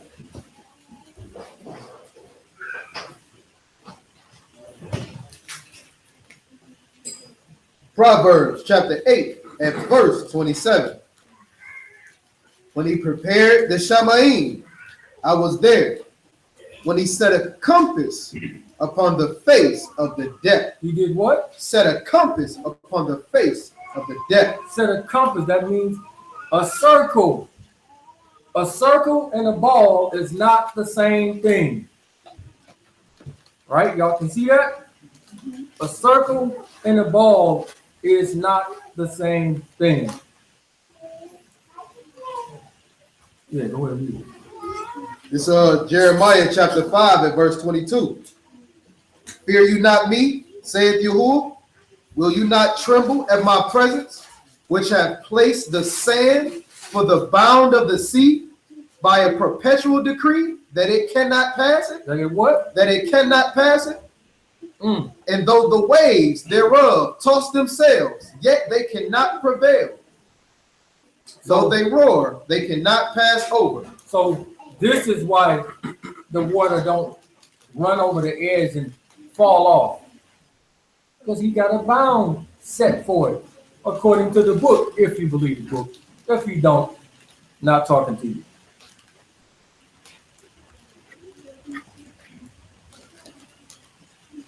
All right, let's go back to Genesis 1 and 2. Because remember, it was void. Right? Genesis 1 and 2. Genesis of Bereshit, chapter 1 and verse 2. And the earth was without form and void. It was without form and void. Psalms 136 and 6.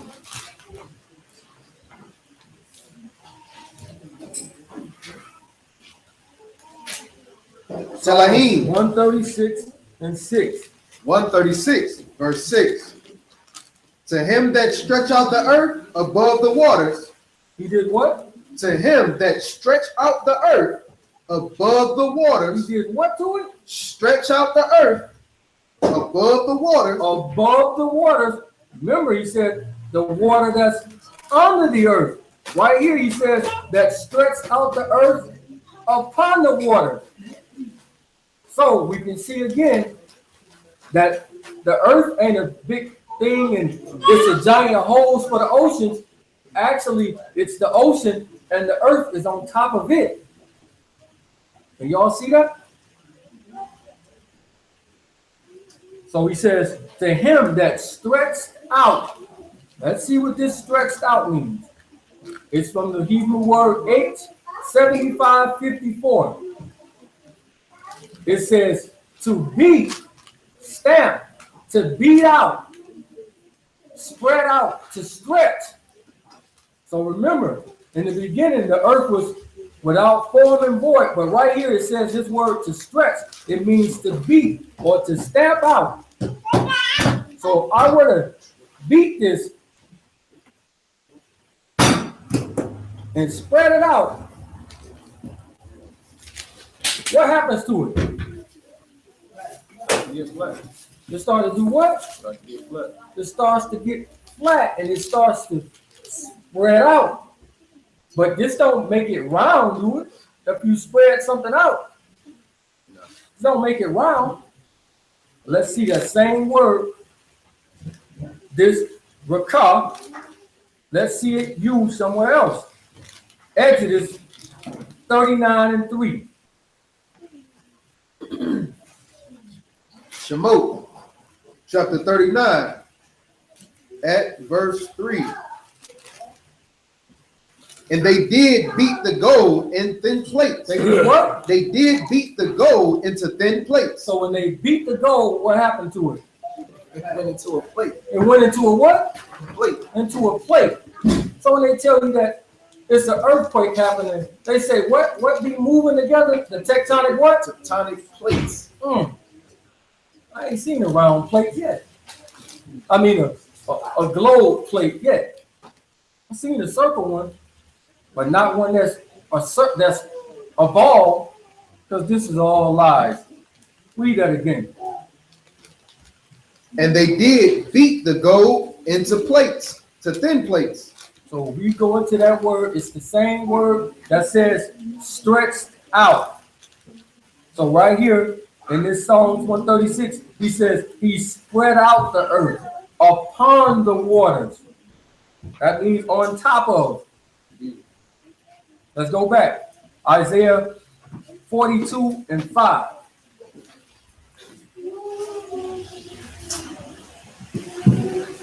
Isaiah chapter 42 and verse 5.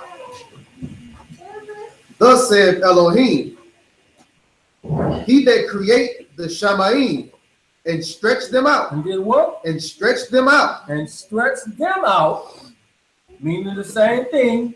Beat it out, stamped it out. Read. He that spread forth the earth. That did what? Spread forth the earth. Spread forth the earth. Again, this is physical action showing work, because it means to beat, to spread out. Read. And that which come out of it, he that give breath unto the people upon it, and the ruach to them that walk therein. Isaiah 22:18. Let's see if he know the difference between a circle and a ball. Isaiah 22 and verse 18. He will surely violently turn and toss you like a ball. Toss you like what? Like a ball. Oh, so the ball is actually in the scripture. Toss you like a ball.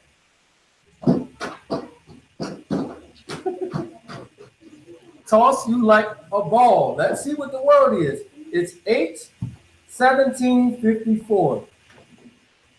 It says door, ball, circle. And it says from 8:1752, a circle, ball, or pile.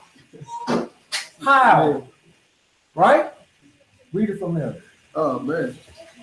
Rolling you up tightly like a ball. Doing what? Rolling you up tightly like a ball. But it don't describe the earth as that though, right? But he's talking about, so they use the word ball in the scripture to show you that this is not what he's talking about. So I know what y'all waiting on. He sits on the circle of the earth, all right? I got you. Exactly. So as you can see, the ball is actually in the script. But now that he has beat the earth out and put it upon the water, let's go back to Genesis again. Genesis 1 and verse 10. Bereshit, or Genesis chapter 1 at verse 10. And Elohim called the dry land earth, and the gathering together of the waters called he seas. And Elohim saw that it was good. And Elohim said, let the earth bring forth grass. Do what? Let the earth bring forth grass. So now that it ain't void and without any shape no more, because he even beat it into the shape that he wanted in, now I can plant the grass and stuff on there. But I know in the mind it says, let them bring forth grass. Again, we think that this just magically happened, right? Read that verse again.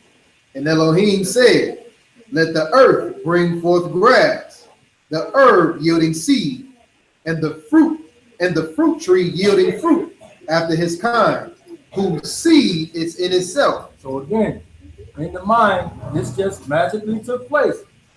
Genesis chapter 2, verse 5. Bereshit chapter 2 at verse 5. And every plant of the field before it was in the earth, and every herb of the field before it grew, for Yahuwah Elohim had not caused it to rain upon the earth, and there was not a man to till the ground. But there went up a mist from the earth, and watered the whole face of the ground. And Yahuwah Elohim formed man of the dust of the ground. This is the action. Go ahead. And breathed into his nostrils the breath of life, and a man became a living soul. Go ahead.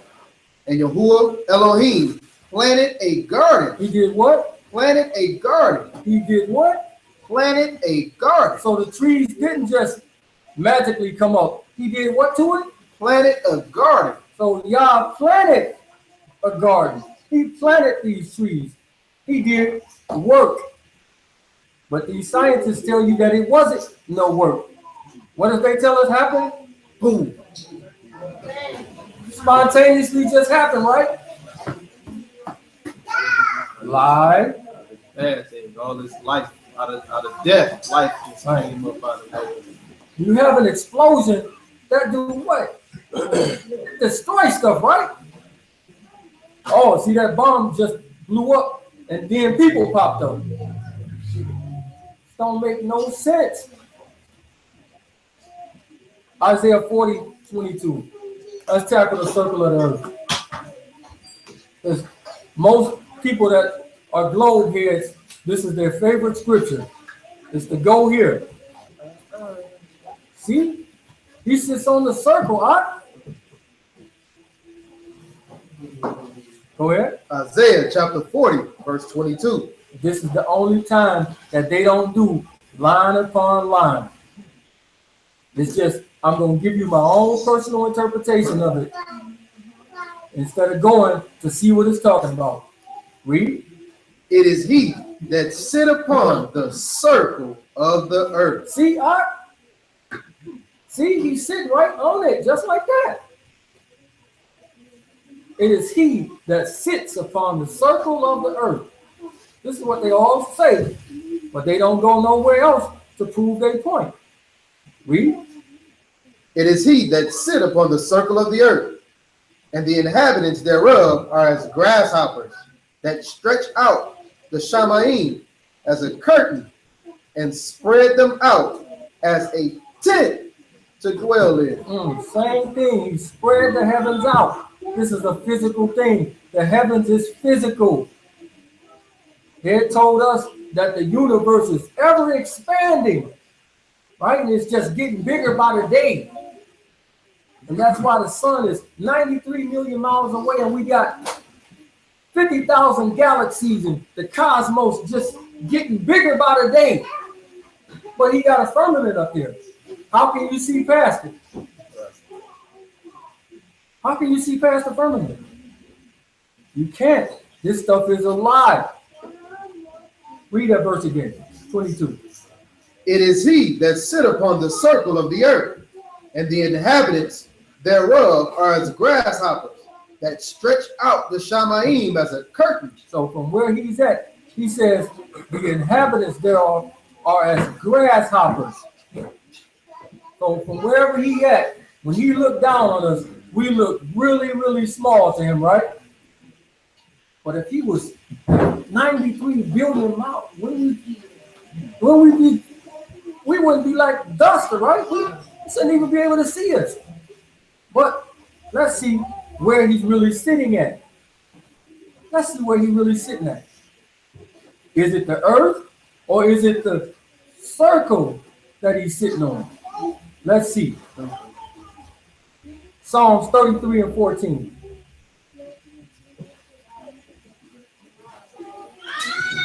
Psalms chapter 33 at verse 14. From the place of his habitation. From where? From the place of his habitation. So where his habitation is at, that's where he's sitting at, right? So it says from the place of his habitation, read. He looked upon all the inhabitants of the earth. He looked upon all the inhabitants of the earth. Read.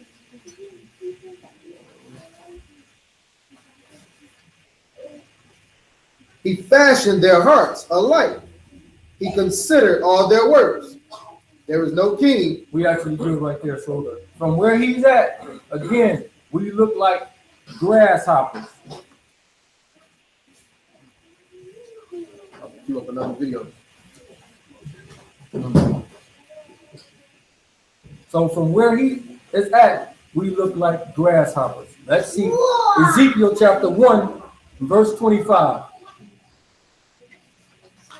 Ezekiel chapter 1 and verse 25. Ezekiel chapter 1 at verse 25. And there was a voice from the firmament that was over their heads. Where did the voice come from? The firmament that was over their heads. So in the beginning, he did what to the firmament? He separated, right? One went up with all the water and one stayed down, right? So right here, read that from the top again. And there was a voice from the firmament that was over their heads. A voice from the firmament that was over their heads, read. And had let down their wings. And above the firmament that was over their heads was the likeness of a throne. The likeness of what? Of a throne. Where does it say he's sitting at on what? He says he sits on the what? The circle of the earth, right? So when you're sitting in the throne, what is a throne? A seat, right? You think he's sitting in this? Because it told us in that what's that? That Isaiah 40 and 22, it says he sits on the circle of the earth. So we got a picture of a throne right there. What do you think he's doing? Sitting in it, right? Read. As the appearance of a sapphire stone, and upon the likeness of the throne was the likeness of the appearance of a man above it. Who do you think that is? He told us that he sits on the circle, right? Is he sitting on this? Or did it say above the firmament? This is a lie. He says he's sitting above the firmament. Read. And I saw as the color of amber, as the appearance of fire, round about within, from the appearance of his loins even upward, and from the appearance of his loins even downward. I saw as it were the appearance of fire, and it had brightness round about, and the appearance of the bow that is in the cloud in the day of rain. So was the appearance of the brightness round about. This was the appearance of the likeness of the esteem of Yahuwah.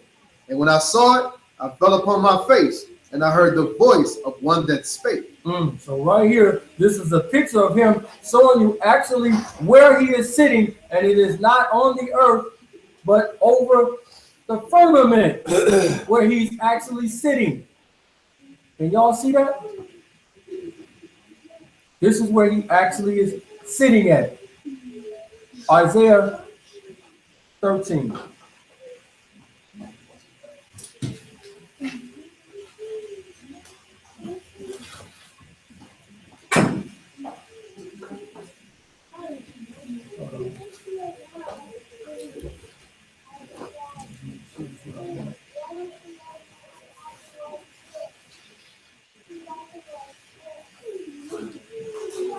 Yeah, Isaiah 13 and 13. Isaiah chapter 13 at verse 13. Therefore, I will shake the Shamaim. You will do what? I will shake the Shamaim. In order for it to shake, it got to be something that's physical, right? I will shake the Shamaim. Go ahead. And the earth shall remove out of her place. It's going to do what? Remove out of her place. Because it's supposed to be fixed, right? not moving and flying through space at 1,000 miles per hour. It's firm in its place. Go ahead. In the wrath of Yahuwah of hosts, and in the day of his fierce anger. In the day of what? His fierce anger. So, in the day of his fierce anger, the pillars gonna get shook, and then the earth gonna move. Let's see, because we just said that the heavens got to be something physical. Let's see what they on.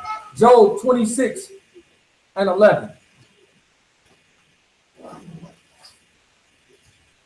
Job chapter 26, verse 11. The pillars of Shamaim tremble. They do what? Tremble. So the earth is sitting on pillars, and according to this, the heavens is sitting on pillars. Read it again. The pillars of Shamaim tremble. The pillars of Shamaim tremble. So it's letting us know this can't be real. This gotta be a lie. Because the heavens is also sitting on pillars. And where are those pillars sitting at? On the earth. Read that again. The pillars of Shamaim tremble and are astonished at his reproof. He divide the sea with his power. Good right there. Go back to Isaiah 40:22. Because it's gotta be a physical thing.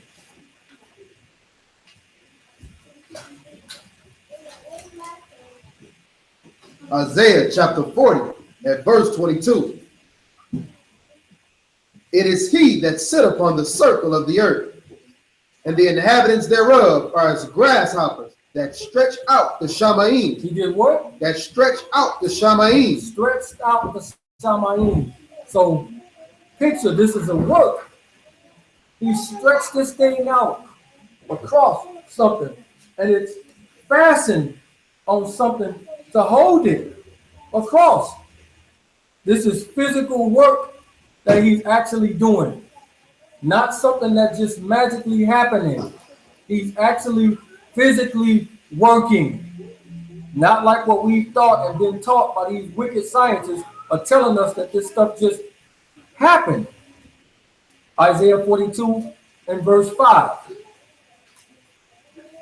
Isaiah chapter 42 and verse 5. Thus saith Elohim, he that created the Shamaim and stretched them out, he that spread forth the earth, and that which cometh out of it. So did both. Stretch them out. When you stretch something out, it don't turn into a ball. Right? Can you see this? Balls don't, you can't stretch this out. If you stretch it out, it's not going to be a ball anymore. Plus, Neil Tyson lied and said that this is not really the shape. He said it's shaped like a pear. So all of them images NASA been sending out, Neil said it is shaped like a pear. Which one telling the truth? They both liars. NASA is a lie. Neil Tyson is a lie. All them scientists on there are liars. All of them. Job 37:18.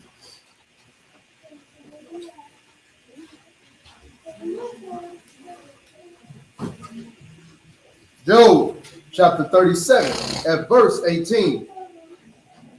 Have you with him spread out the sky?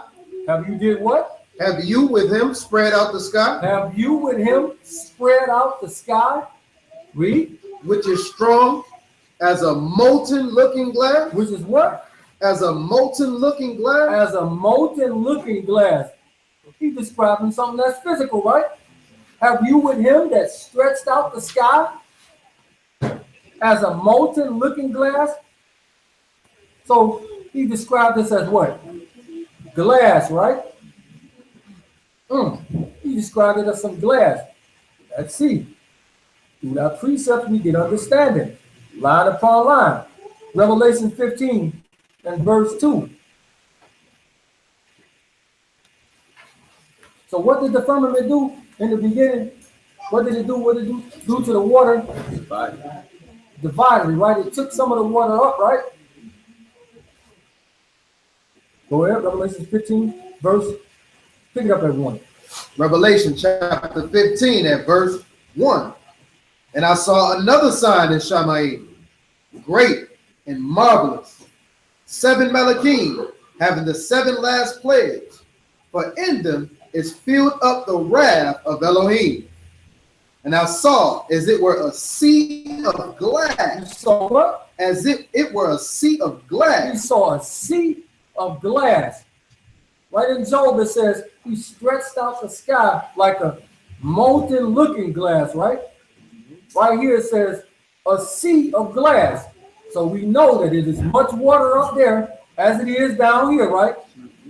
So the water is on top of what? The glass. Read that at verse 2 again. And I saw as it were a sea of glass, mingled with fire. Mingled with what? Mingled with fire. Mingled with fire. Yahuwah is a consuming what? Fire. Read. And them that had gotten the victory over the beast. So this is the people that got the victory over the beast. They're now standing on what? On top of the firmament. They not under it no more, but on top of it. Finish that out. And over his image, and over his mark, and over the number of his name, stand on the sea of glass. They doing what? Stand on the sea of glass. This is the only way out. Nobody can get out from underneath this dome that we're underneath. Nobody ain't put in no rocket and went to no space. You cannot get from under the dome. It is impossible. Look up Operation Fishbowl and you will see the government was shooting missiles at it and trying to bust it. So if it was millions of miles away like they teach us, would it make sense for Nimrod to build a tower to try to get out? Would that make any sense? Because he would just be building forever, right? That don't make sense. But they knew about that. So as smart as he was still stupid. Because guess what? If he would have bust a hole in it, what would have happened? He'd have drowned everybody again. So he was a smart dummy, just like these scientists. Smart dummies. Right? That's all he's showing. But he couldn't bust through it regardless. Because they can't do it with missiles. And they're trying to do it. So, as you can see, everything, the heavens, all of this stuff is physical work that's being done. So he said he stretched out the heavens, right? And he said like a tent. When you do a tent, you got to put something in there to keep it clamped, right? So these people are telling you that this man don't exist, that all of this is fairy tales, that none of this stuff is for real. Guess what's going to happen? Isaiah 34 and verse 4.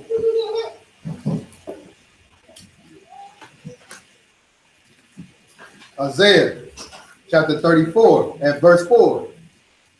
And all the host of Shammai shall be dissolved. Shall be what? Shall be dissolved. Shall be dissolved because of him. Because he is a consuming fire. Read. And the Shammai shall be rolled together as a scroll. He don't do what? Rolled together as a scroll. He says rolled together as a scroll. So he said it's stretched across. So one day he's going to unfasten it. And it's going to roll together like a scroll. What's on the other side? Of the heavens. Water and who else? And who? And him, right? Read. 34 and 4. And all the host of Shammai shall be dissolved, and the Shammai shall be rolled together as a scroll, and all their hosts shall fall down as the leaf fall from the vine, and as a falling fig from the fig tree. For my sword shall be bathed in Shammai. It shall be bathed in Shammai. It is coming down. Revelation 6 and 14. Revelation chapter 6 at verse 14. And the Shamaim departed as a scroll when it is rolled together, and every mountain and island were moved out of their places. And the kings of the earth, and the great men, and the rich men, and the chief captains, and the mighty men, and every bondman and every free man hid themselves in the dens and in the rocks of the mountains. So when that heaven rolled back like a scroll, they're going to see the one that they said don't exist. Right there says, hide, the mountains and everything gonna move, and these men gonna do what? Read it. And the chief captains and the mighty men and every bondman and every free man hid themselves in the dens and in the rocks of the mountains. Did what? They hid themselves in the dens and in the caves and in the rocks of the mountains. But he's talking about these rich people, right? That's the ones who teaching these lies. These people, have anybody watched the show called Storm Preppers or something like that? What are they doing? They're building what they call bunkers under the ground and stuff, right? So they say when a disaster happens, we can be safe. We can get away from it. That's them trying to run in there. They're trying to get away because the very one that you've been denying all this time gonna roll it back and let you see I'm for real. The very one that Neil is making a joke of. That remember the first man says, "Oh, it's just spontaneously happened. Anytime we can get rid of God, it's a good thing." Right? You're gonna see that you're gonna see. Is this man a joke for real? You're gonna be one of these people running and hiding, trying to get away from what's to come. Because he's going to roll it back and let you see it for what it is. So, Job 38:14.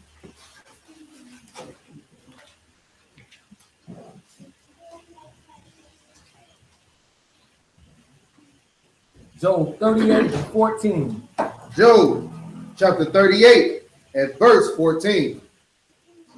It is turned as clay to the seal. Is it turned as what? As clay to the seal. It is turned as clay to the seal. This word turn is not to like this. It's talking about going from one form into another form.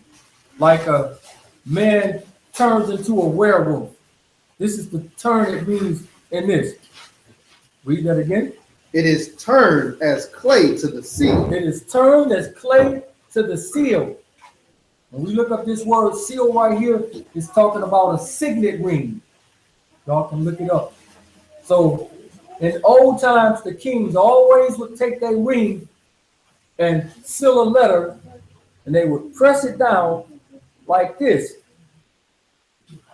And the sides of it always come out, right? Y'all see that? So when you press it in as a signet ring, he said the earth is like clay to a signet ring or to a seal. So we can see that this goes up, right? Read. And they stand as a garment. And from the wicked, their light is withholden, and the high arm shall be broken. Jump down to verse 18. Verse 18. Have you perceived the breadth of the earth? The what? The breadth of the earth. The breadth means the width or how wide it is. That makes sense. The breadth or how wide it is. He asking them, have you perceived or seen or understand the width of the earth? Finish that out. Declare if you know it all. Declare if you know. Revelation chapter 20 and verse 8.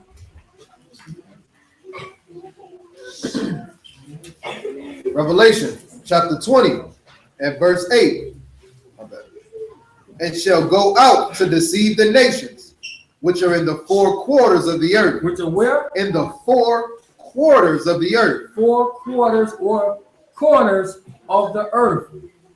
This means it's talking about the width. Go ahead. God and Magog, to gather them together to battle, the number of whom is as the sand of the sea. So it means it's a bunch of people, right? So I'm going to this.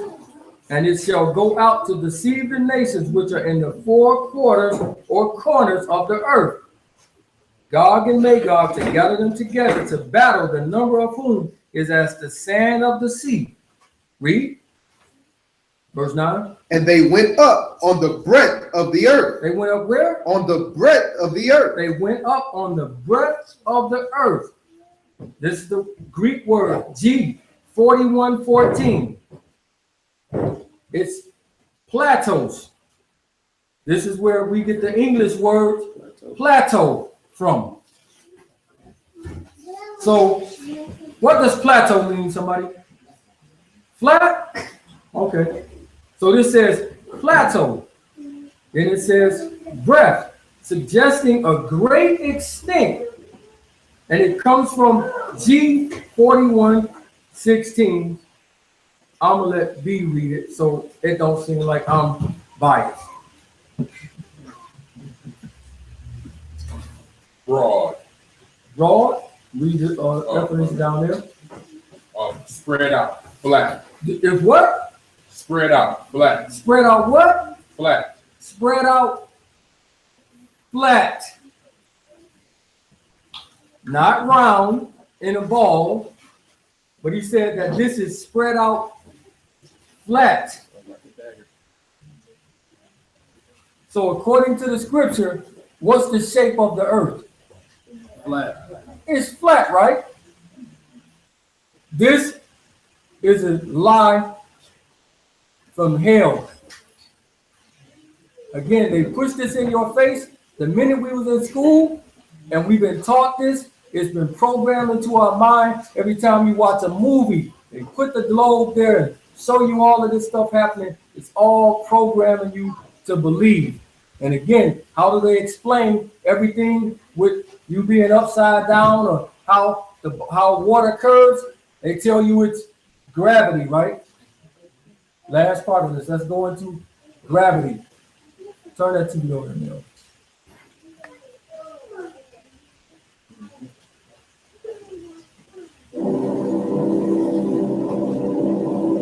So it's supposed to be a spinning ball, right? But you can see if it's spinning, the water's supposed to come out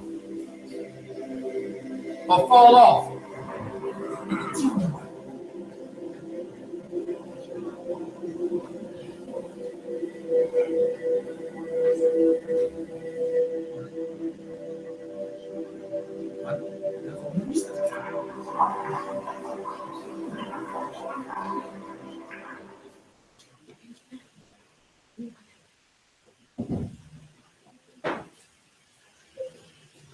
No. Let it go.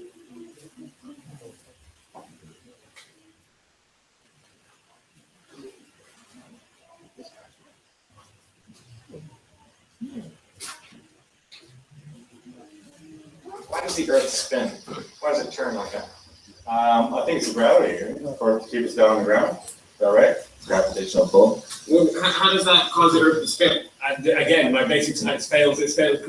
Gravity, he guesses, looking. Gravity pull, yeah, gravity. It's not stopping. Would you agree with me? Yeah. So why is that? Some sort of force that's. You think there's a force down there pushing it? Yeah. I'm gonna go because the upthrust from the water is probably angled in such a way that it's because it's a spherical shape. It's probably pushing on it at an angle, so it spins constantly. Yes. What is the centrifugal force that keeps it going? What is that force? Where does that force come from? Is there a force that keeps it going? Is there a force pushing it around? Within the Earth's core, is there not something that drives and dictates? Says you can only drill down 8 miles. So how do you know what's in the core? No, let it go. Here, let it go.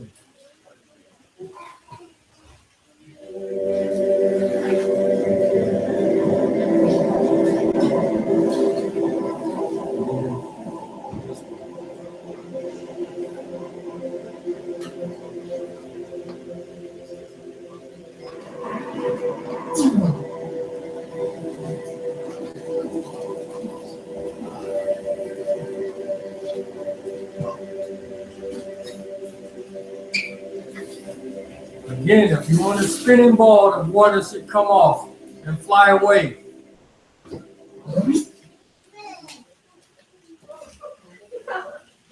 So this is your gravity, the mysterious force that everybody believes in. The 28-year-old Albert Einstein is still a patent office bureaucrat. Einstein! It has been 2 years since he published his special theory of relativity. In 1907, Einstein agrees to write a new article explaining special relativity. It's called special relativity for a reason, and that was because it really only dealt with moving at constant speeds. Einstein realized that his theory failed for accelerations. But in our universe, everything accelerates. Einstein knows that for his theory to work, it has to account for everything in the universe. And the ambitious Einstein decides to advance an even more radical interpretation of the universe, a general theory of relativity. Doing this will require him to take on his scientific hero, Sir Isaac Newton. Newton said that if an object falls, it's because there's a mysterious force called gravity pulling it down. But you know, Isaac Newton himself was not satisfied by that. Objects move because they're pushed, not pulled. So what is pushing this? Newton didn't know. So Newton simply threw his hands up and said, I don't know. So I'm going to invent something called gravitational pull. And Einstein said, no, this. He said Newton himself threw his hands up and says, I don't know. I don't know what it is. And he said, I'm going to invent something called what? Gravitational pull. This man invent. That's from their own scientists on the History Channel saying that, not me. So why don't it stop this? Why ain't gravity snatching this balloon down? Yeah, I must be gravity because I'm keeping it. So when a kid go outside with their balloons, just tell them don't hold on to it. It's gonna stay down. Why you gotta hold it? Because it's gonna fly away. Why gravity ain't stopping this from moving? Why when you put something with air in water, why you can't push a ball in the water? Shouldn't gravity just take it down? Why when you put water underneath, air underwater, the bubbles do what? They go up because it's simple density, buoyancy and density. This is all that this is. An object has more mass to it. That means it stays down. We are heavier than the air that we are in. This is the reason why we stay down. Helium, on the other hand, is lighter than air. Therefore, it floats. Same thing when you set something on fire. Do the smoke do this and go down? No, it does what? It goes up because it's lighter than air. It's just that simple.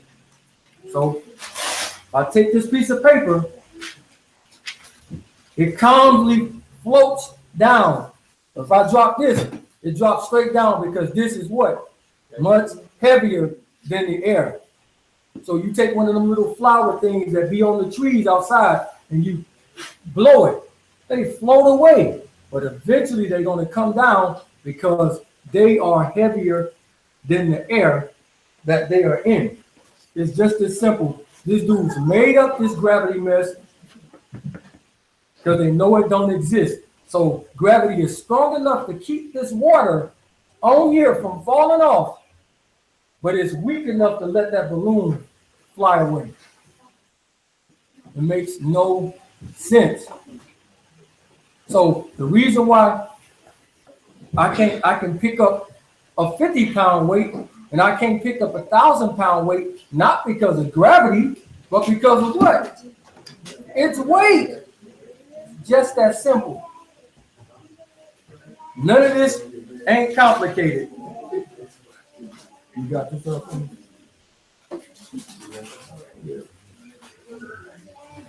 What is gravity? One more, because I got to let y'all boy Neil talk. Since he the new it guy, new smart guy for everybody.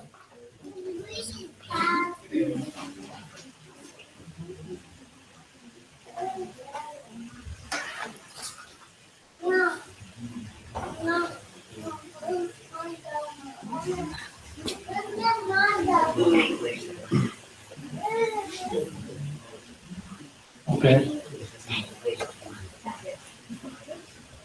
So we gotta let Neil talk. Neil, turn that back around. This is Star Talk.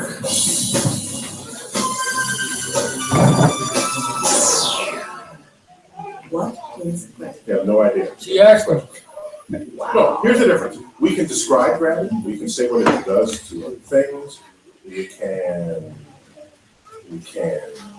measure it, predict with it. But when you start asking, like, what it is, maybe, I don't know. So did I accidentally ask a deeper question than I meant to? Yeah, no, you were. Yeah, you did.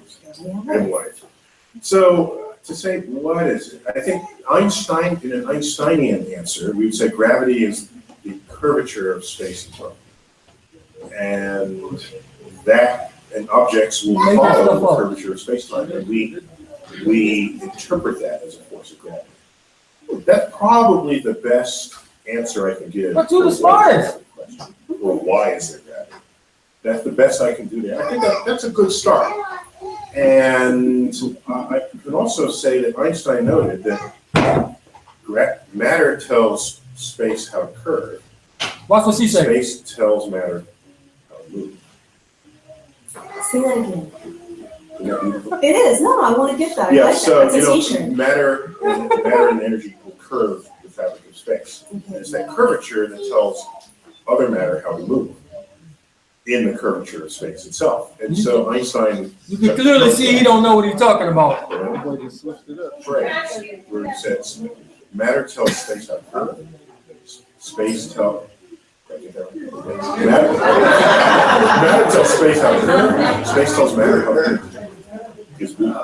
That is beautiful. See right there, like that don't make no sense, but yeah, that's beautiful.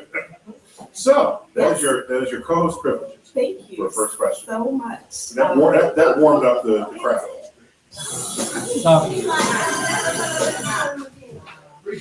Right. So as you can see, Boldface Live, you can tell he don't know what he's talking about. He's making stuff up as he's going. He wasn't expecting the woman to ask him that. That's what she said. Did I ask the people question I was supposed to? No. In an Einsteinian way. What? So another thing they would say about just thought about it. How, if the earth is flat, then how is it not day everywhere, right, at the same time? That's another question that I'm just glad I remember, right? So when the scripture says, when the Mashiach come back, it says, every eye shall what? See him, right? So if we're on this globe and he's coming back to Jerusalem, it's right here on the globe. So he's coming here. How will they see him over here? How can they see him? If this is a quote unquote ball that we live on, how do the people over here see him? Anybody got an answer for me? Does that make any sense? So the sun works like this over the flat earth, not the ball. It goes around, and it's already shows y'all it is not as big as these wicked people is telling us. So it goes around like this, and it is not as big. So when it's on this side is lit up. The rays is bigger than the sun itself. And it's constantly moving. And in the winter, the circle gets smaller. That's why the day goes by faster.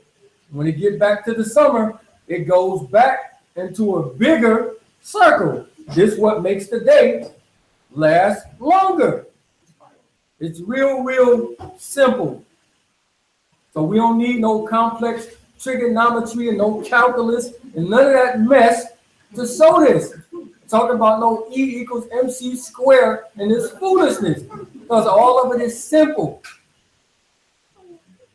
So with that, we say shalom. So any questions? Anybody got any questions in the chat? Anybody? Sure. Yeah,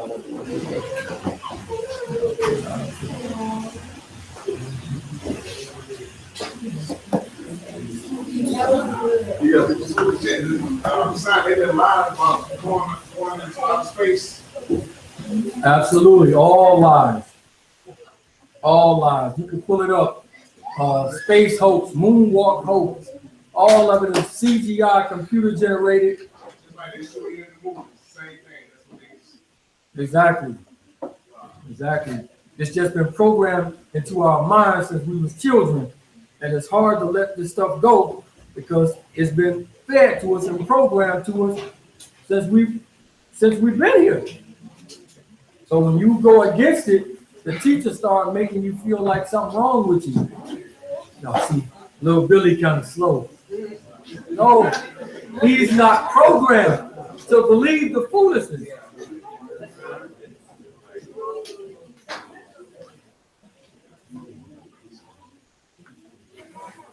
Anybody else? I'm good. I really did like the presentation today. I understood word for word. Absolutely. All praises to y'all. Very, very simple. This stuff is not complex. I guess that's like when we supposed to pray to the east. The world is round, it wouldn't matter which way we pray. I mean, you know what I'm saying? Exactly. Because it don't stop on here. Yeah. It just keep going. It just keep going. It ain't no ends.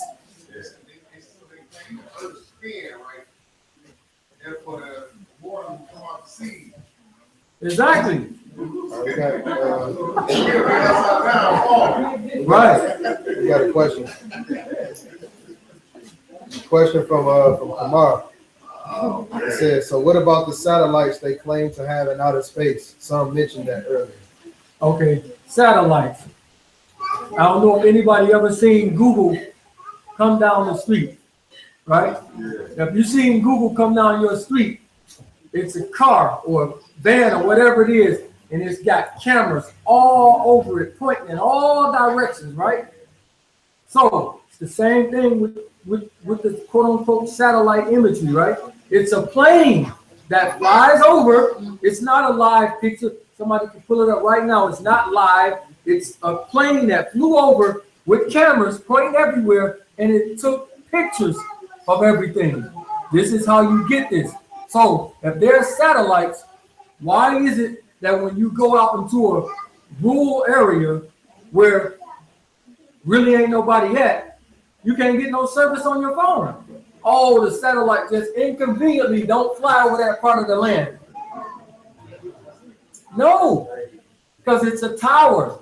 Notice, when you look at somebody's satellite dish, why don't they just point straight up into the sky? They're all angled because they're pointing to the towers. That's your satellites. And when they show us these images of quote unquote the Earth, it said there's thousands of them. Why we never see the satellites in the images? All lies. All you got to do is think. Go ahead, Doc. It's like when I'm in my apartment, I can't even use my cell phone, I guess, because I'm on the 8th floor. You know what I'm saying? My phone usually acting, but you know, like when you go upstairs and you like go up, that's when your phone starts to lose signal. Yeah. See, now you actually closer to the satellite, though, right? Yeah, but my phone act up.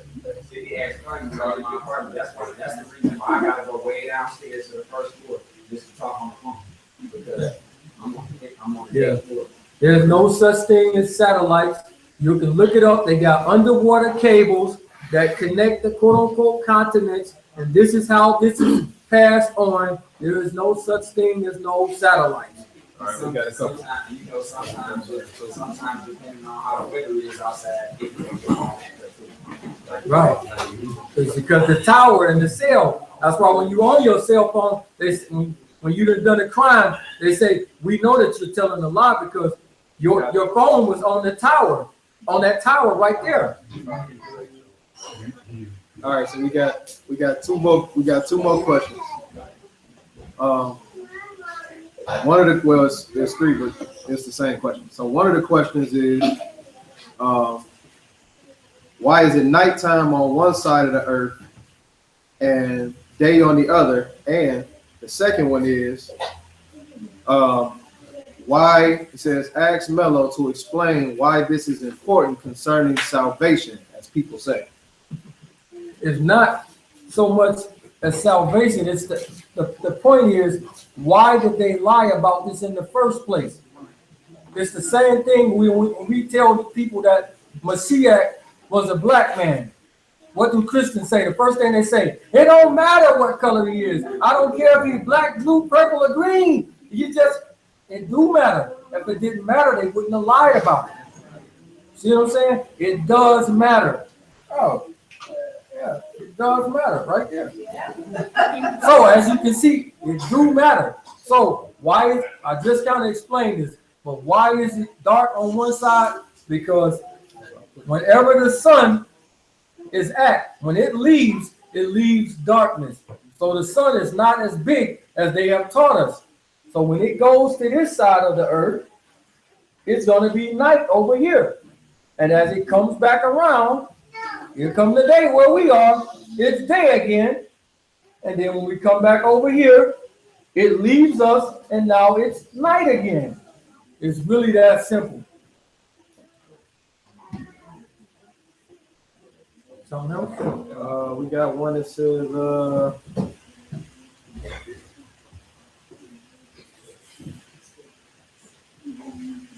so how is it that sometimes you can see the sun and the moon at the same time?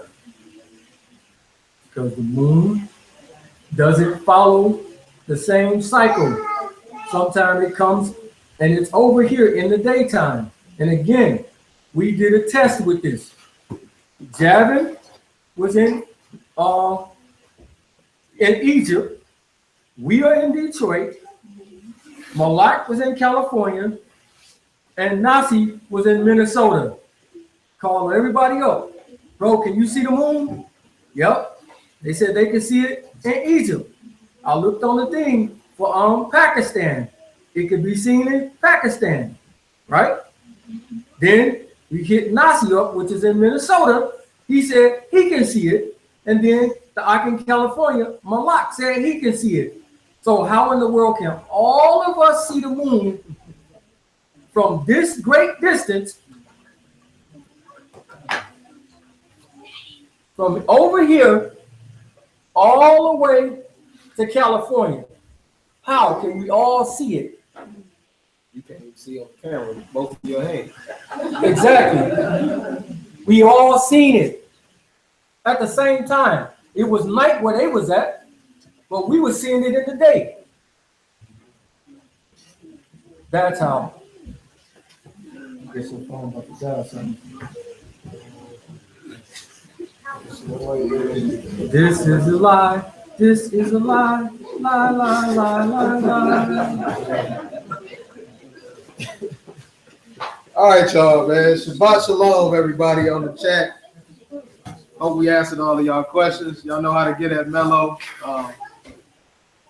So my number be on screen all the time. So don't sneak this. Make a post. Shabbat shalom. So